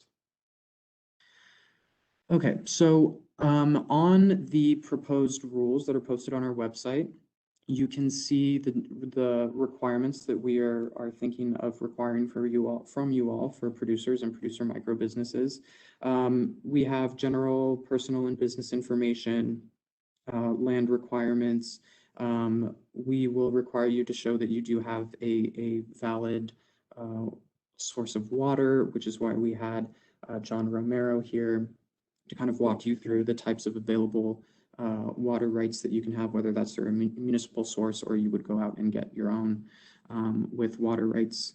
We'll be asking you about the proposed grow, the number of plants, as well as certifications to a lot of different aspects of your business, including employee safety, things of that nature. As you can see, occupational and safety guidelines will be a part of it, a diagram of the premises. An additional thing that we added in our revision was a social equity plan. So how you, as a business, will align yourself with the social equity goals of the bill itself and the division. And again, all of this this is very brief. It's very condensed, but I really do encourage you all to take a look at our website to see the requirements in their entirety. And again, you can give public comment on those. So once you're licensed, we may inspect periodically to ensure that your grow requirements are satisfied, the health and safety of your employees of the facilities are satisfied, security is satisfied as well. One thing I want to add to you or bring to your attention is that we have additionally proposed what we're calling provisional licensure. We found that some local jurisdictions, in order to get a business license, they require a license for your particular activity. So in this case, it would be a cannabis license. And our first draft of the rules stated that you needed a business license for us to issue a license. So there was a little bit of a chicken and the egg problem. So we are allowing people to check off as many boxes as they can. To then we will issue them a provisional license, which would say this person has initiated the process of getting a cannabis license. They are missing X, Y, and Z, but once those are acquired, we will issue a license. So I just want to bring that to your attention. And again, that is in the proposed rules, which are posted on our website. So this is the contact information for the Cannabis Control Division. Our phone number is posted there, 505-476-4995. You can email the division itself at rld.cannabiscontrol@state.nm.us. I would encourage you all, as it relates to licensing questions, to send your questions there. But I've included my personal email address as well, robert.sachs@state.nm.us. And our general website for Regulation and Licensing Department is listed here, which is rld.state.nm.us. But the Cannabis Control Division website, again, is ccd.rld.state.nm.us. So if you just insert ccd right before that RLD, add a period, it'll take you to our webpage.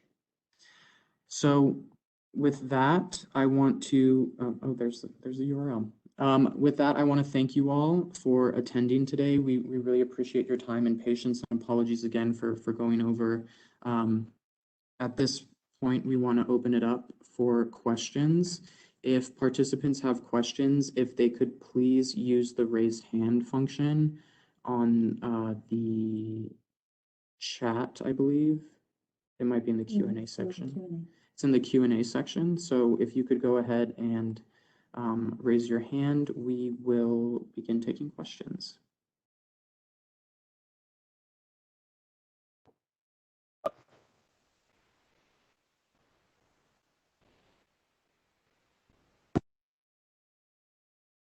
So our first question comes from John Cedillo. I'm going to go ahead and unmute you, and you can ask your question.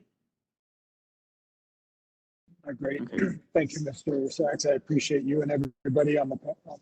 So my question, I actually have two questions. My first question is, can a vertical license, if we have adequate infrastructure, water rights, et cetera, can we host other micro licenses that otherwise do not have security and additional infrastructure as needed? That is my first question. My second question is, does the plant count mean that's how many plants can be grown in 1 year, 1 calendar year? Or can that plant count be realized multiple times or multiple cycles throughout a calendar year? That's my second question. So in regards to the plant count question, that's at any one time. So you will be required to track how many plants you have at any given time, and you cannot exceed that plant count. So if you're able to cycle multiple grows in a year, the yearly production of plants will actually exceed your plant count. In regards to your first question, multiple licensees can operate in the same physical space. Again, those rules are posted, our proposed rules are posted on our website. I would look at those to see exactly what we're currently thinking for that structure, and if you have any feedback, we'd appreciate that. Okay, thank you, John. The next question will be from James Trigg. I'm gonna go ahead and unmute you now, James. Yeah, can you hear me? Okay, mine's a and I was just wondering exactly, will the federal corporate tax rate apply to the newly licensed cannabis producers, or what exactly is for as far as the taxes for federal side of it?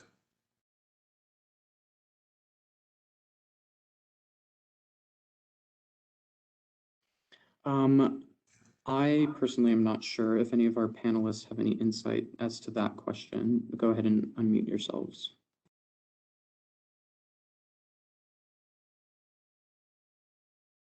This is Mark Roper from the Mexico Economic Development.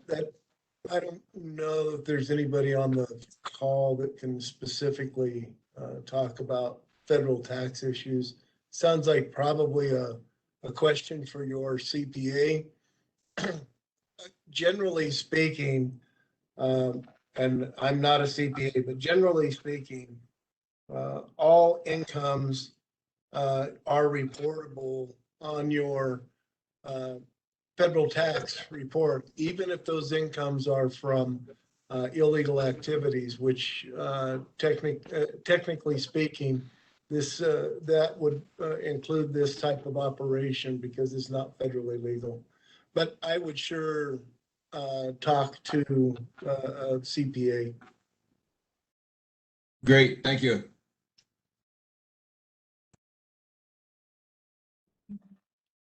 Thank you, James. Jacqueline V. Hill. Okay, next up, we will have Jacqueline V. Hill. I will go ahead and unmute you. Hi, I just had a question about the consumption lounges. I'm in Albuquerque and I wanted to do like a yoga studio consumption lounge. How would that be established? So we haven't yet drafted rules related to cannabis consumption lounges, retail. So I would just keep an eye out on our website as we start to draft those rules. One thing that I would encourage you to do in the meantime is to just keep an eye out with your local jurisdiction as it relates to zoning, as that may affect, where you want to put your yoga studio, or, cannabis consumption lounge, whether or not it's a yoga studio. And again, the details about what will be allowed versus not allowed are to be drafted. But I think in preparation, just keeping an eye out with your local jurisdiction, which will have some, or does have jurisdiction to decide zoning as it relates to cannabis businesses. I think that would be a good place to start. Okay, do you have any information on who I could get in contact with about the zoning in Albuquerque? I do not, but there is an organization called the Cannabis Chamber of Commerce. I would connect with them, and really anyone on this call, I think it would be a good idea to connect with them as they are also keeping an eye out for a lot of these things. They're a great resource as well. Okay, thank you. You're welcome.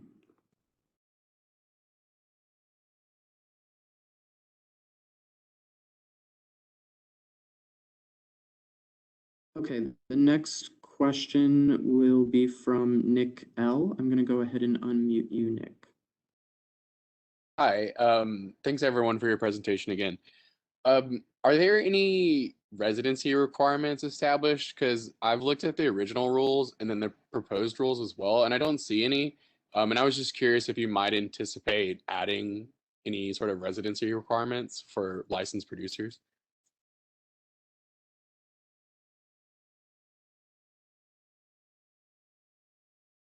Thank you, Nick. In the revised rules as well, there's no residency requirement. And so I would encourage you to look at those rules and provide public comment if you would like. Okay, thank you. All right, next question will be from Reese McWright. I will go ahead and unmute you, Reese. Oh, sorry, one sec. Okay, go ahead, Reese. Hi, I was wondering for the September 1st deadline, does that also include the vertically integrated licensing? So it does not. The producer licenses will be available if you're interested in a vertically integrated business that has production and grows as part of your business model. You can go ahead and apply for the production and later amend your license as vertically integrated licenses become available. All right, thank you. You're welcome. So I'm going to go ahead and say we'll take 3 more questions, and apologies again for going over. All of this will be recorded, and you do have our contact information, so please feel free to utilize our phone numbers, our email addresses, websites.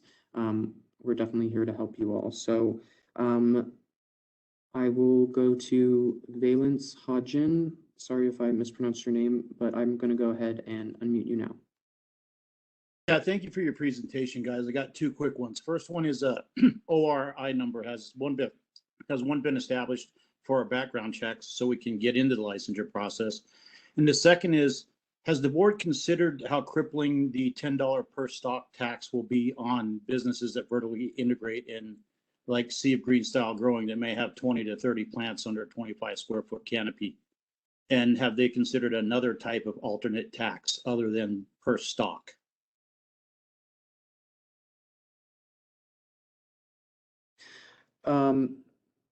So sorry, I have a pop-up here. The statute itself allows us to determine how to calculate fees related to plant count. And we've opted for our current structure as is. If you are wanting to avoid the per plant fee as a startup, we would recommend the producer micro business license or the vertically integrated micro producer license. Both of those do not have plant fees associated with them.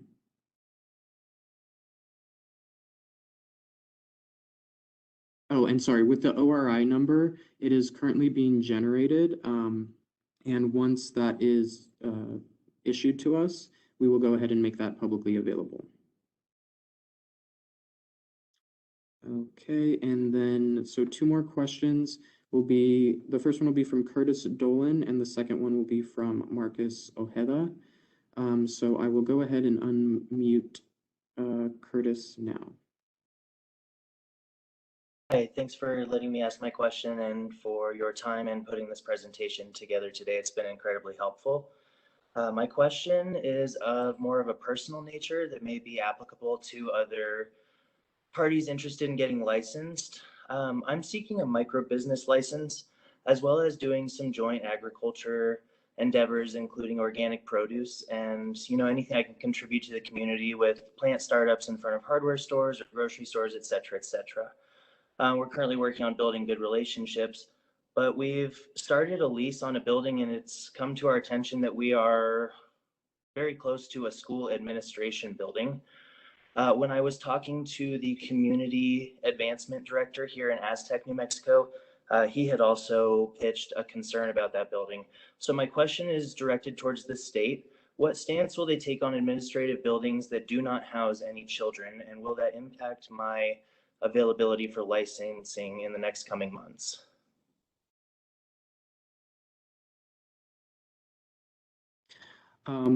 Superintendent, if you are on the call, I don't believe she is.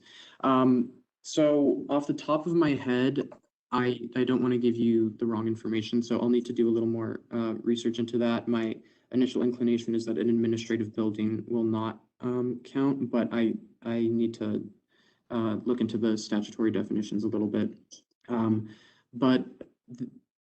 As I mentioned before, local jurisdictions are in charge of zoning requirements, both in terms of proximity to schools and daycares, as well as reasonable time, place, and manner zoning restrictions.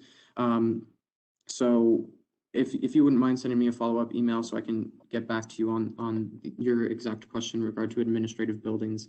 But for everyone on the call concerned about proximity to schools or daycares or just general zoning requirements, please reach out to either your municipality, county government, whoever is in charge of zoning.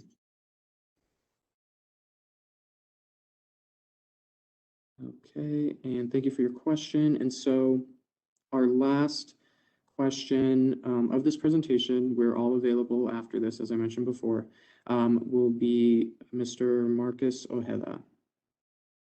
You are now unmuted. Hi, Mr. Sachs. Thank you. My question is I was wanting to do the producer part and then go into the vertical integrated business. Now, hearing on the call with the whole water rights, if I was trying to acquire land and I already had my, let's say for instance, my warehouse up to grow, and I don't have access to the water rights, and my intent was to do the vertical integrated business and start selling my product by April 1st, knowing now that it requires 8 to 10 months before the water rights are even issued, the permits. Is there going to be a workaround instilled or involved in that whole situation for people who are trying to meet the timeline that y'all have set? So I might let Mr. Romero add some additional thoughts to this, but in terms of starting a grow or any sort of activity related to your license, you need to have a complete license issued. So we can issue you a provisional license as you're waiting to get your water requirements squared away, but you won't be able to actually start your grow until all of the checks are marked on your license, and then once that's finally issued.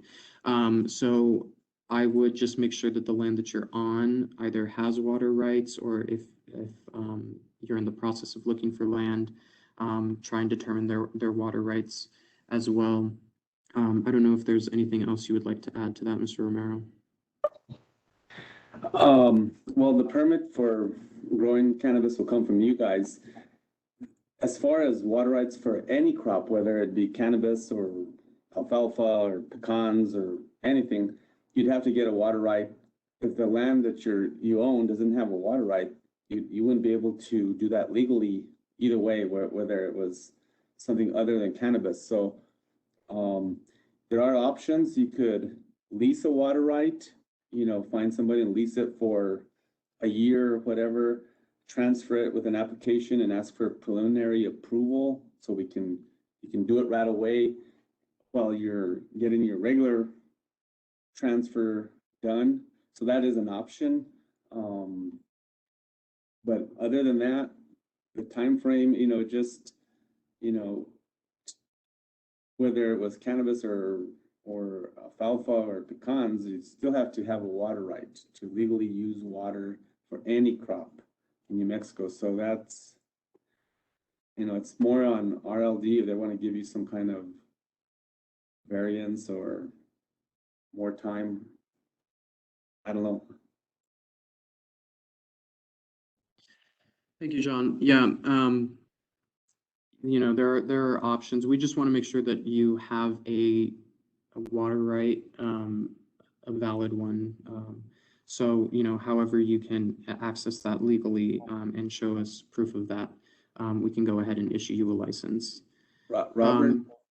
Yes. They can also maybe, if there's I don't know where you're at, but if maybe there's a municipality that you could hook up to and get some of their water, or you can, like I said, lease it. That'd probably be the fastest way, or municipality, and hook up to their water rights and show that's you have water rights through them. Right. Yeah. Thank you for that clarification. If you can access municipal water, a lot of the complication and the headache around purchasing or transferring water rights, you don't have to deal with. You just have to show us that you have access to the municipal water source and that it's an appropriate use of that water, and we will issue your license. So that's definitely an easier way than trying to purchase or transfer a water right. So thank you so much for that clarification, John. And I want to thank you all again for all of your time. I know that there were a lot of hands up that we just didn't get to, a lot of questions in the comment box. I really do encourage you all to reach out to us, to the panelists. They've made themselves available. They've included their contact information. And like I said, we will post this recording on our website. So if you miss something, if I spoke too fast, someone else spoke too fast, if you just want to hear something over again, you can access that. Feel free to share it with people who you know who wanted to attend. And thank you so much to all of our panelists. I know it was a lot of information, but we want to make sure that people have as much information and know who to talk to as they are starting off in this completely new endeavor. So thank you all for your time, for your patience, whether you're a panelist or an attendee. And we look forward to working with you all in the future. So thanks again.